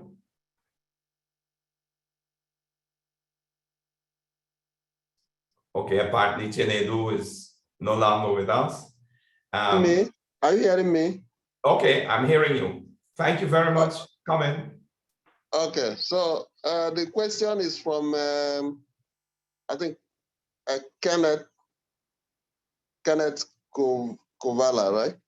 No, that's Bashir M. Chawi's question, please. We've just... Bashire. Yes. No, there is a question from Kenneth that has not been answered yet, I think. Okay, there's a couple from Kenneth that was answered. I'm anxious to get the one from Bashir answered. We could come back to Kenneth's. Okay, Bashirat. I can't find Bashirat's question here. All right, anyone? Okay, Bashirat, is it Bashir Mechawi? Mchawi, yes. Okay, how can we without proper We've lost you. Hello? Yes, we're hearing you now. I said, the question is, how can we be successful without proper communication and coordination between reparations groups that often work in isolation from each other? Thank you very much, Brother Chinedu, for that. And I'm wondering if this isn't addressing, at least in part, the proposal from Ada Isebo. But panelists, it's over to you. Sorry, to add to this question, I think I can. Yes, I noticed that most of the groups working for either reparations or whatever we may call it to compensate for all the injustices that the African continent has suffered over the years, somehow it does seem to me that they are always outside Africa. So I'm just adding to this question. How can all these things be achieved, all these noble objectives be achieved, when even the groups that are working for them are not in African continent, most of them? Well, it is my hope that, okay, our CARICOM Reparations Commission, we have a regional, just to backtrack a little bit, every CARICOM member state is supposed to have a national reparations commission set up by the government. And then the chairperson of each of those national committees, the chairpersons are brought together into a regional body called the CARICOM Reparations Commission. And over that regional body, we have a prime ministerial subcommittee on reparations. That's 6 prime ministers or presidents. And they give political guidance to the CARICOM, the regional CARICOM Reparations Commission. They have given that CARICOM Reparations Commission the power to admit, to give observer status to reparations organizations from wherever. So that CARICOM Reparations Commission is a possible location where we can at least start building some links between organizations pursuing reparations. That CARICOM Reparations Commission also played a very big role in helping with the establishment of the National African American Reparations Commission back in 2014. So there are some links. And the thing that we are putting a lot of hope in right now is to coming out of the African CARICOM Summit that was held in September last year, where the heads of government agreed that the Secretariat of CARICOM and the African Union Commission should collaborate to establish this new permanent forum of African and Caribbean states. We have to make sure that happens, that doesn't just remain on paper, that happens this year, is established, because then that can become another location at which we can build the kind of connections that you are talking about, Chinedu. So as I said, you know, it's a work in progress. It's a work in progress. We are still trying to figure it out. But I agree with Esther that we cannot segment it into the, you know, like a CARICOM reparations and an African reparations. We have to understand that reparations is an issue that binds all African people together. So we are all invested. We are all invested in the struggle, and we somehow have to find a way to make it into an international Pan-African mass movement. So we have to find a way to get there. We don't have ready-made answers. I am also very encouraged that we had the discussion in Barbados last year between the University of the West Indies and the government of Kenya, and that is now manifesting in an initiative to bring together African and Caribbean universities to have this kind of Pan-African dialogue about Africa-Caribbean relations, but also about reparations as central to those relations. So there are many moving parts to this, and we have to figure it out as we go along. Before we go to the two other members of the panel, should you want to throw in any comments on this particular one? I just want to say that this seems to satisfy the conclusion of a discussion in the chat between Jendai and Damien, that any reparations got to be Pan-Africanist in character. I think Sister Esther and Nana Kobina and Ketsia V have said, well, yes, but it also has to be African in the sense of returning to ourselves, our own cosmology, our own culture in general. I don't know if Sister Esther and Nana Kobina and Ketsia V, if you have anything more to add to this. If you don't, we're going to go back to our graduate students. Sorry? I do, yeah, I do. Go ahead. If I may. Okay, so speaking to this question about, if you like, disunity and all these different groups and we're not coordinating, that is true. And I'm reminded by a really great quote from a study done by Professors Adjoa Ayatoro and Adrian Davis on the historic and modern movements for social movements for reparations, particularly focused on NCOBRA and other reparations formations. And they say that part of the largely untold history of reparations is the struggle not only for reparations itself, however we define it or we overstand it, but also the struggle between distinct Black classes over strategies for citizenship and the right to envision the racial future. Now, I'm saying that because what's been, I think, absent from our discussion so far is a recognition that there are national and class struggles within what some of us refer to as the international social movement for African reparations. So yes, we're all pro-reparations, but our vision of what repair means and looks like is different.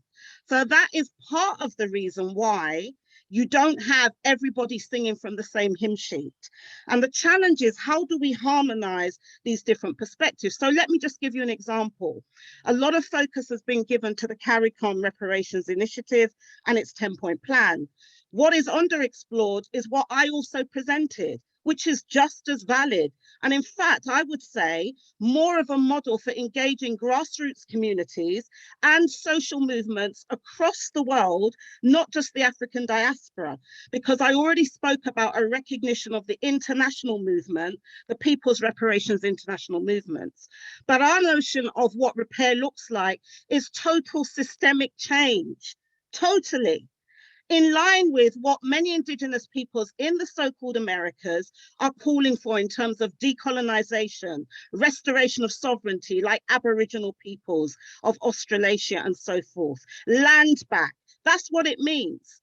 So it's not saying as African people that we can get repair when our continent is being recolonized. And if we don't put our continent, it's not saying everyone's going to physically go up and return to Africa. That's not realistic. We people the planet. Our bloodlines run throughout all members of the human family. But if we get that wrong, because many of us are Afrophobic and we've internalized this notion that we can be liberated and our lives can matter when Africa is being made not to matter, because people and other powerful nations want to use our resources. So this question of what are we fighting for? And I have to say, Brother David Commichon, Ambassador Commichon, who we've known each other a long time, from when I began out as a reparationist, I would say, Brother David, you are certainly one of the best choices that CARICOM could ever have made for their ambassador. I'm giving you that credit personally. But I have to say there are issues with the CARICOM framework. And as brothers and sisters, our focus, we can't have anything that's sacrosanct. When the CARICOM governments themselves do not facilitate community engagement across the masses of their populations, there are no national dialogues on reparations in any Caribbean country. I'm a citizen of two, so I know. You know, I'm in touch with my family in Barbados, in Guyana. These conversations are totally almost foreign to them, okay? The example of Belize, where we have advocates like Sister Marin Coleman, Yahya Marin Coleman, from the Ubad Educational Foundation, and Creme Media, the largest media house in the region, in the Caribbean region, okay?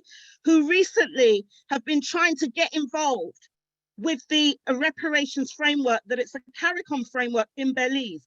No receptivity from the states, not even responding to letters from African organizations. This cannot be a model that we are amplifying, is a model that's going to work. And we have to accept weaknesses in all of our strategies and tactics, whether they're from the grassroots or whether they're from our states. And unless we can be courageous enough and honest enough to accept those weaknesses, then really, where are we going? So that repair, that self-repair within even the states, and whether the model of the Caribbean states. And I just close on this. Professor Sir Hilary Beckles, when he came to an Edinburgh conference in 2015, and he was politely challenged by some grassroots activists in the UK, in particular from the African Emancipation Day Reparations March Committee, Brother Kwaku Bonsu and Brother Delani as well, around CARICOM being in the driving seat. Professor Beckles said that CARICOM has come to help move the agenda along, but he made it clear, and it's an excellent quote that I'll try and find and put in the chat, because people, CARICOM people won't tell you this. But he said the movement has to be led by the grassroots, the social movements. And he also said that he was conscious of the limitations of the CARICOM Reparations Initiative. Now that is the honesty that we must do. And that is the Matian ethics. We need to put ethics into our repair process. And we must tell the truth. And we must honor the truth, because our children are depending on us to get this right.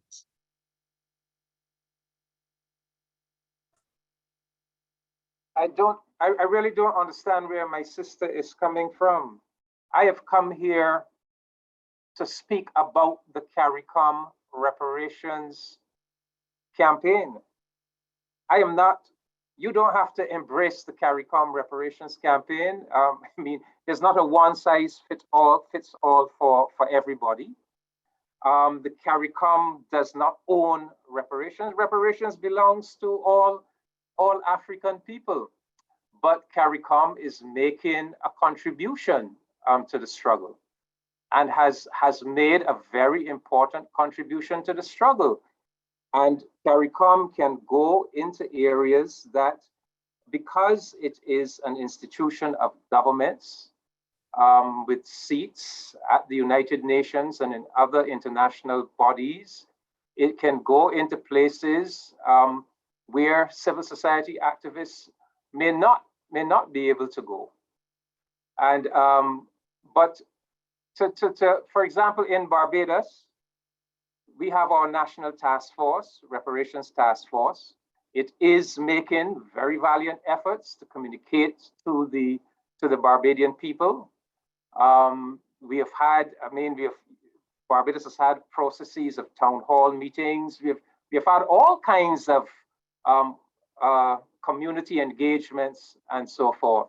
Social media programs. So I can't speak for all CARICOM countries. Some countries are more advanced than others. Some do not even have the national committees set up. But I can speak for Barbados. There is a valiant effort being made here. So yes, I'm suggesting that, I'm not suggesting perfection. As I said, we are a work in process, but the CARICOM effort, which commenced in 2013, has had a very significant impact on the international reparations movement. And I think that the newest developments, the idea of reaching out to Africa and trying to bring our African brothers and sisters on board our campaign with us, is something that is pregnant with a lot of possibilities. I became CARICOM ambassador. Let me be very clear. I am Barbados's ambassador to CARICOM. I am not CARICOM's ambassador. I'm an ambassador of the government of Barbados to the entity known as CARICOM. And I'm also the non-resident High Commissioner, Barbados's non-resident High Commissioner to several CARICOM countries. So that is what I am. I came to this position in 2018, and our Barbados governmental administration took responsibility for the reparations campaign in 2018. So some of these new evolutions, the idea, the outreach to Africa, the solidifying of the notion of a reparative revamping, restructuring of the international economic and political order, the idea of an international reparations fund directed at the private sector institutions of Europe. Those are initiatives that have evolved since 2018 when we came on board.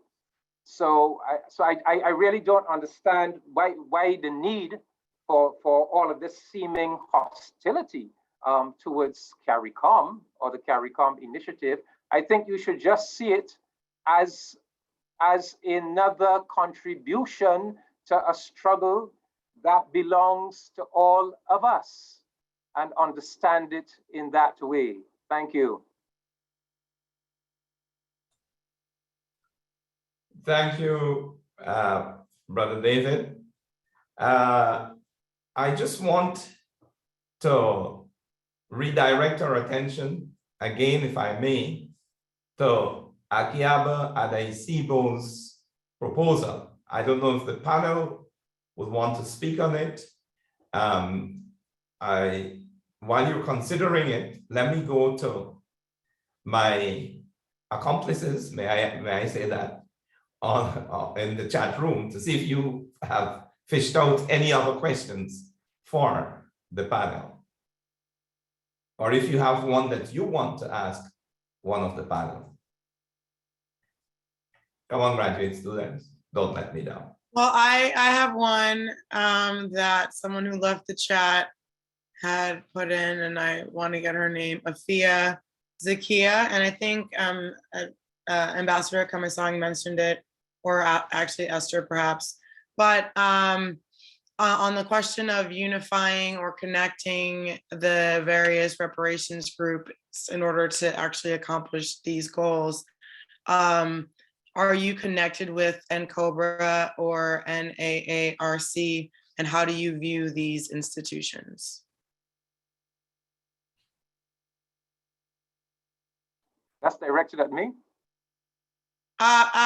You and Esther, I think as both of you mentioned, sort of these overarching reparations organizations. So what are your views on them?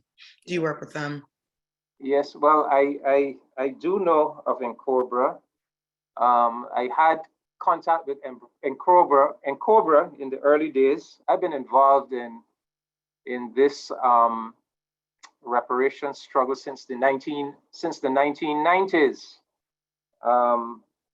Long before I became a governmental representative. I became a governmental well, anyhow, I have a long story, but I've been involved since the early 1990s, and I attended several NCOBRA conferences in the United States.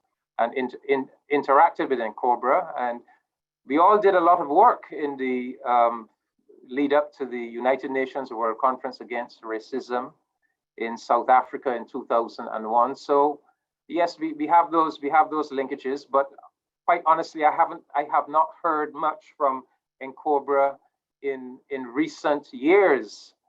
So, you know, I can speak most authoritatively from the position of from what CARICOM has to offer.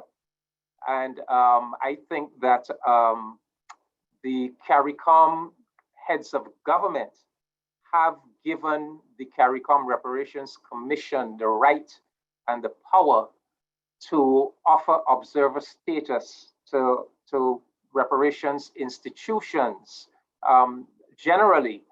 And I think that is an opportunity, a possibility that we need to explore. And I am, as I said, just to reiterate again, I am very hopeful that we will consolidate this partnership between CARICOM and the African Union, and that will provide additional space for us to develop this kind of these linkages and unity. I just want to say one thing, and this is directed, I think, at Brother Kamani. We have to be very careful that we recognize that our experience as African people in the diaspora is a legitimate African expression and experience. As you know, I mean, I don't have to lecture you. When our ancestors came across the Middle Passage, they brought themselves with them. They brought their African selves. They brought their African psyche, you know, they brought their African culture. And we engaged with the new environment in the Americas. And out of that engagement with the new environment, I mean, we did tremendously creative, culturally creative things. We created spirituality, forms of spirituality and art and music and ways of social living together. As I said, we humanized the locations of barbarism, and what we have created in this area of the world, in this diaspora, must be seen as a legitimate contribution to our global African culture and heritage. So I want to insist on that the African culture of the Americas and the Caribbean is a legitimate and valuable and precious contribution to global African culture. I just want to make that point. I would just add that, yeah, I am actually involved within COBRA. I'm not directly working with NARC, but very familiar with NARC and different NARC representatives. I've been working within COBRA for 20 plus years. Yes, and trying to help them, you know, reinvigorate their International Affairs Commission that was very well championed by ancestor Queen Mother Dorothy Benton Lewis.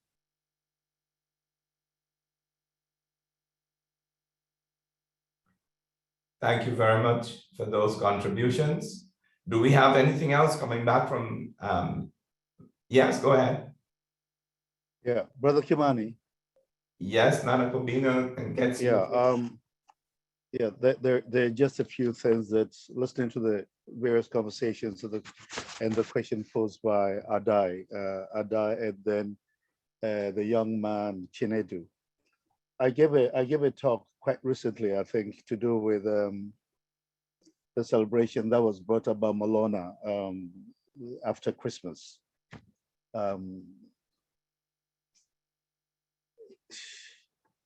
There's this beautiful celebration with the 7 candles and celebrating something that Malona brought up. I'm trying to remember.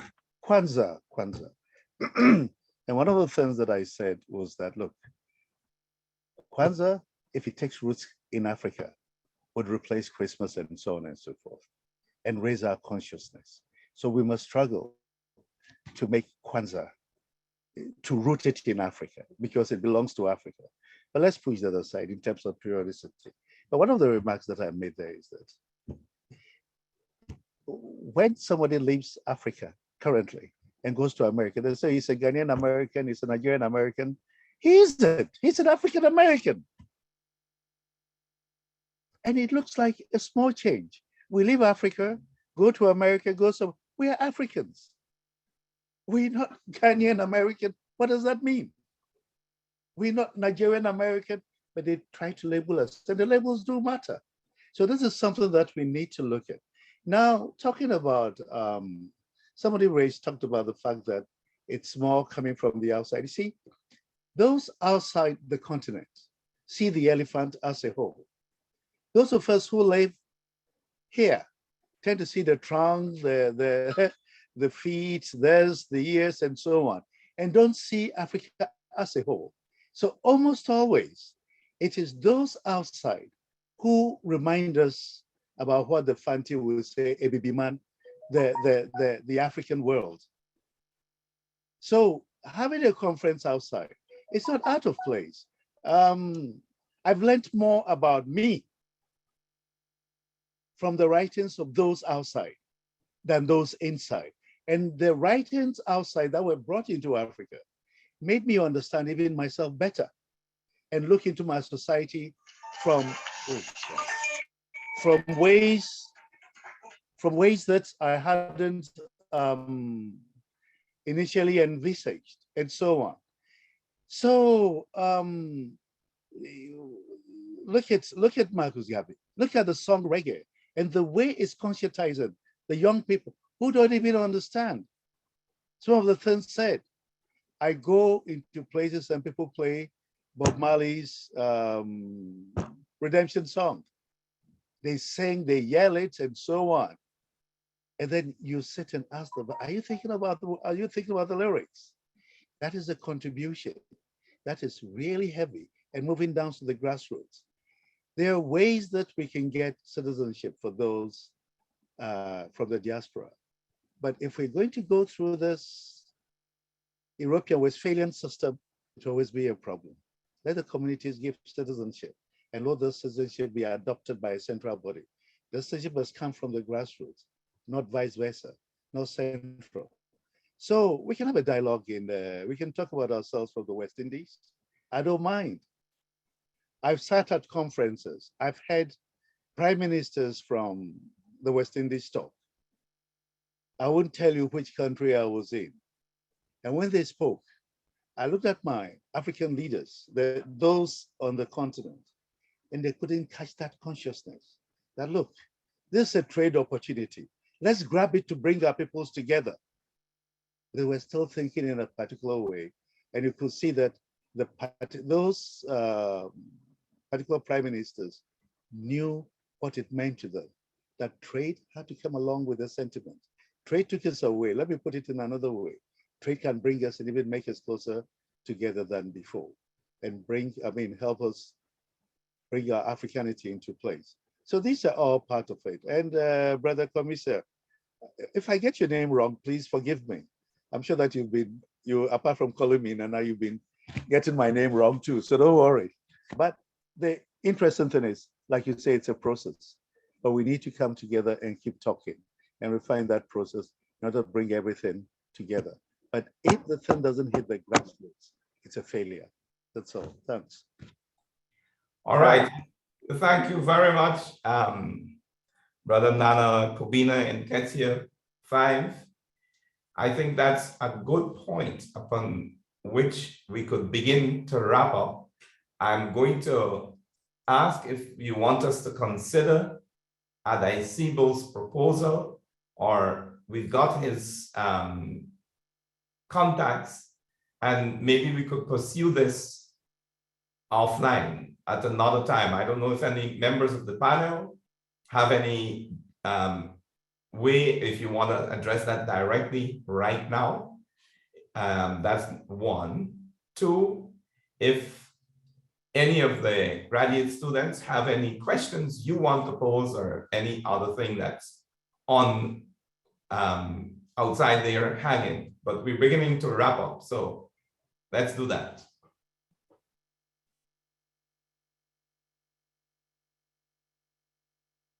You want us to come in, Kamani? That's it? Yeah, go ahead.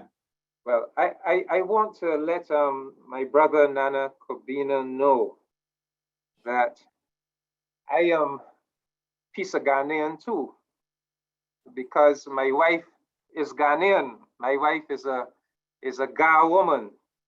And I also want him to know that I'm coming home next week.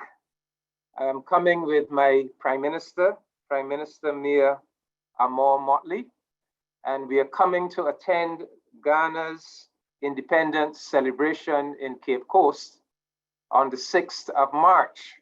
So I hope and trust I will see him at those independence celebrations. And we are coming a long way. We are coming from Belize. CARICOM heads of government will be meeting in Belize on the 1st and 2nd of March, and we will be coming all the way from Belize to Ghana just to be there for Ghana's independence. So it is this kind of new relationship and partnership we are trying to build with Africa. Barbados has just established a High Commission in Ghana. We've also just established one in Kenya, and you know, we are working on, we are recruiting, we are sharing personnel, we are removing visa restrictions for travel between the two regions, and we have 95 Ghanaian nurses now with us in Barbados, helping us in our healthcare system. And also, things are happening. In relation to some kind of conference to do with decolonization, the Caribbean would be a good place for that, because the Caribbean is still one of the most colonized regions on Earth. You know, we have the 14 independent member states of CARICOM, but in addition to that, you have British colonies, you have US colonies, you have French colonies, you have Dutch colonies still in the Caribbean. So the Caribbean is still in a process of decolonization, and that kind of conversation would be very relevant to the Caribbean space. So maybe that's something we can examine. My final comments would really be I think that where CARICOM has reached now with the four-prong concept of our reparations campaign, I think we're on the right track with that. I think that the Prime Ministerial Subcommittee last year said to the CARICOM Reparations Commission that we have to make the campaign a mass movement within the region. In fact, they instructed the CARICOM Reparations Commission to include representatives of the Rastafari, of the artistic community, of the youth, and they also instructed the national committees to do similarly, to try to expand the structures and to make it more of a mass-based campaign. So I think all of those are taking us in the right direction, but of course there's still a lot of work to be done. I'm also very hopeful that if we can have this coming together of CARICOM and the AU, whatever may be the weaknesses of the AU, whatever may be the weaknesses of CARICOM, but if we can have that institutional structure put in place where we can become more invested in each other's problems. For example, we have a difficult issue in the Caribbean in relation to Haiti. And if we could have the benefit of the wisdom of leaders from the African continent, but also their solidarity and support in whatever we do to solve the crisis of Haiti. I mean, that is the kind of thing we want. Similarly, in Africa, you have the problem in Ethiopia. You have the problem with the coups in West Africa. You still have the problem of the Francophone neo-colonial community. And so if we could even just have a coming together of our minds, sharing, engaging, sharing thoughts, and working out how we can actually give solidarity to each other in dealing with very difficult political issues, including reparations, of course. I think we will be making some very significant progress. So I must tell you that that is how I approach things. I am not a utopian. I know it is a struggle as an activist. You work with what is positive, and you understand that it is a process, and you have to try to develop it. You have to try to develop it. You're not beginning with perfection, and that is the struggle that I am involved in. Thank you again for this opportunity. Thank you very much, Ambassador Commisong. We are going to go to Sister Esther, and then Nana Kubina and Ketsia V for final remarks. Then we're going to go to graduate students for brief final remarks. So, Sister Esther. Thank you, Brother Professor Kamani. I guess my final remarks are a reminder from a position paper that I believe that you contributed to writing, if not you wrote it yourself, Professor Kamani, from the African United Action Front that you were a part of in the UK. And this position paper, I think, is from around 1997. And it says, reparations is a process, not an event. The objective, of reparations cannot be fulfilled by a mere transfer of resources from aggressors to their victims, although that is one necessary objective in the process. In fact, reparations begin with Africans reclaiming ourselves, returning to live the African personality each day, reclaiming the African source, and recognizing that African culture is the main tool for the liberation of African people, that reparations is fundamentally a process of self-emancipation. And I close by saying that the work that I and others, some of whom have been on this chat, both in the diaspora but on the continent of Africa are involved in, is a vision of a repaired Africa that is referred to as Ma'at Ubuntuman, as Pan-African Union of Communities based on Ma'at and also Ubuntu in terms of our recognition of our humanity that gets expressed through not only how we treat each other, but also how we treat other members of the human family and our interconnections with them. And this Ma'at Ubuntuman is part of an emerging Ubuntu Dunia, a multipolar world of global justice for all, where we are working with non-Africans who are part of movements, Aboriginal people, indigenous peoples of Abya-Yala, the so-called Americas, Asian people, many other colonized people who've been certainly colonized by Europeans and experienced European settler colonialism and genocide to create this world order. This is through the international social movement for African reparations, working in link with the People's Reparations International Movement. And if we believe that reparations is something that we can achieve, we know that it will not be achieved unless we get the masses on our side. I humbly suggest to you that this work is being done. You may not see it, you may not want to recognize it, but it is happening. And it is millions of people interconnecting from the bottom up, connecting with our elected officials, the progressive ones anyway, who are working top down. And unless you have that interconnection, this will not work, whatever we envision the repair to be. So let us give credit where credit is due, and let us recognize the centuries-old movements for repair that began the day that our African foremothers and forefathers were kidnapped off the shores of Africa, and they resisted that deprivation of their liberty.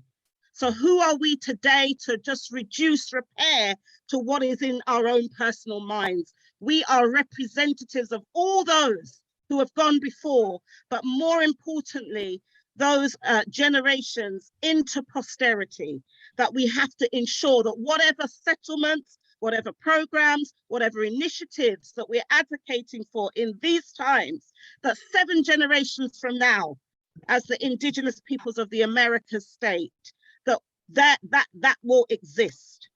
Thank you. Thank you, Sister Esther.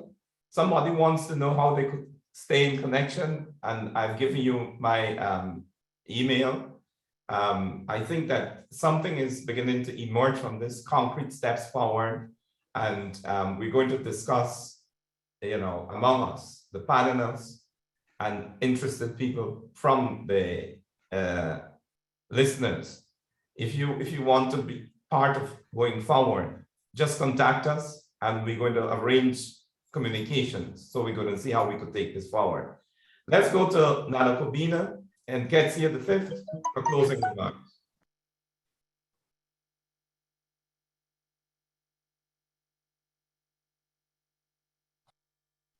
You're on mute, Nana Kobina and Ketsia the Fifth.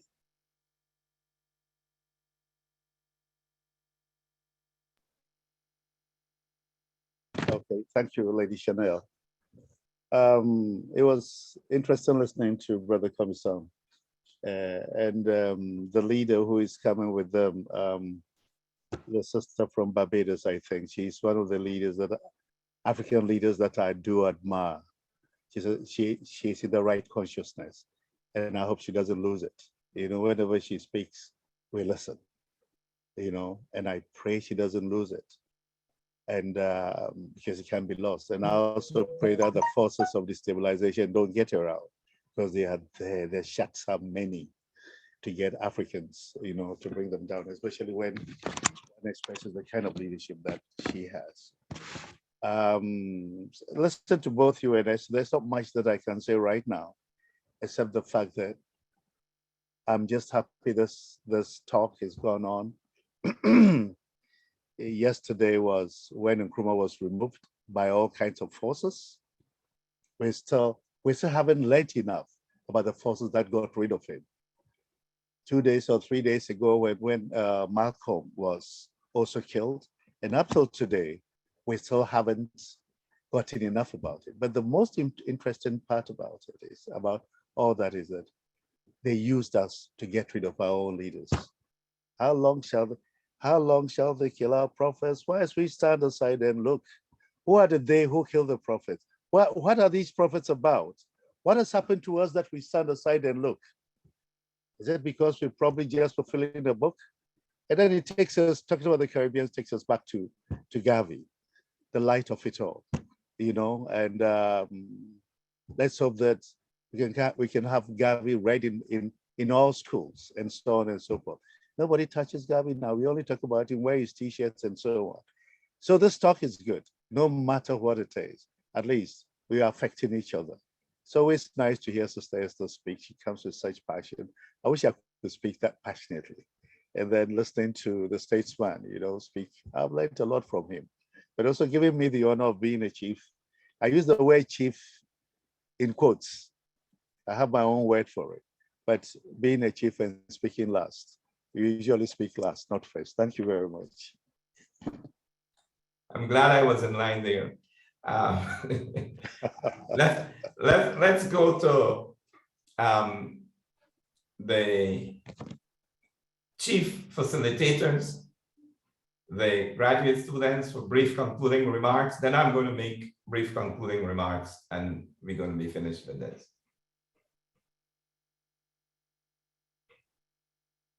Which one are you first? Thank you so much for this panel today, Dr. Nahusi. It's been such an honor to get to listen to everybody. The amazing conversations, very inspiring. I just wanted to add that I'm greatly inspired by Sister Esther. I've seen her speak before in London. It's an honor to get to hear her today. And I love that the organizations are linking together with even greater indigenous people, groups of indigenous peoples globally, like in Australia and in the Americas, or what we call the Americas. It's so inspiring, and I see great things. It's been really an honor. Thank you. Yes, just to emphasize and give thanks to all the panelists. Being able to witness and observe and listen to your thoughts is truly an honor. But also, one thing that I definitely wanted to emphasize from this conversation is the diversity of thought and the respect of that diversity of thought. I know that all the panelists have had different ideas and viewpoints and opinions on the conversation, and I thank everyone for being respectful. And I'm glad that we are able to foster an environment, a panel that is able to respect one another in our ideas. And I hope that we're able to continue that theme through the next panels that we have, hopefully in the future, with everyone. But I definitely want to appreciate everyone for just coming with respect for one another. And I hope everybody's able to take that away from this as well, in addition to the content. Thank you. This is Chanel Idahan again, and I will just echo what my co-grad student facilitators have said. Thank you so much for the wonderful discussion and talking points, and also research and presentations that you've brought. Obviously, you have been in this reparations fight for a long time, and I'm grateful to be learning from you and to be able to pick up the mantle. In terms of relating it to Africology, one principle that was raised in the Ma'at Ubuntu concept that Esther mentioned, and then also Nana Kobina mentioned Ma'at as a foundational principle throughout Africa for reparations. And I think that even as we were having the discussion about debt and how we should perhaps pursue repudiation over cancellation, I think what will be the saving grace of our collaboration is that we're based on African principles like Ma'at, which calls for harmony and balance and order. And that has currency throughout the diaspora, even though we are sort of reclaiming bits of our lost memory. So thanks to everyone for this discussion. Is Chinedu with us? Yes, I just want to add in thanking the panelists and everyone else, including the moderator, Dr. Nahusi, for this wonderful opportunity to learn from so many angles. I would like to add that I hope that it doesn't end in just talk, because this is for me, this is a very serious matter as far as Africans are concerned. It doesn't just end as one of those talking points that we usually have as Africans discussing our problems. Because I believe that if repression is effected materially, for instance, to have a very big impact, both psychologically and otherwise, on the African continent. Thank you, everyone. Well, it just remains for me to say thanks to the audience, to the panelists, and to the graduate students for helping in different ways to make this occasion an occasion. We've all agreed that we need to continue. There is more work to be done. And on behalf of the Department of Africology in the Temple University, I just want to emphasize that in our definition of what we do, scholarship is as important as activism. We do not read and talk in a vacuum. We do that in the context of ourselves, of our communities, wherever we are. And we're going to accept the challenge of taking forward today's discussion into action. There's the suggestion of a conference in the Caribbean. I'm going to pursue this with panelists and anybody else who is interested. So please know that there is work to be done. And if you're interested, just drop me a note, kimani.nahusi@temple.edu. Thank you once again. And we shall see you at the rendezvous of our next action. Good evening, everyone. Bye-bye. Good evening. Pleasure being here. Thanks to everybody. Thank you all. All Thank right. you. Bye-bye. Yeah, see you.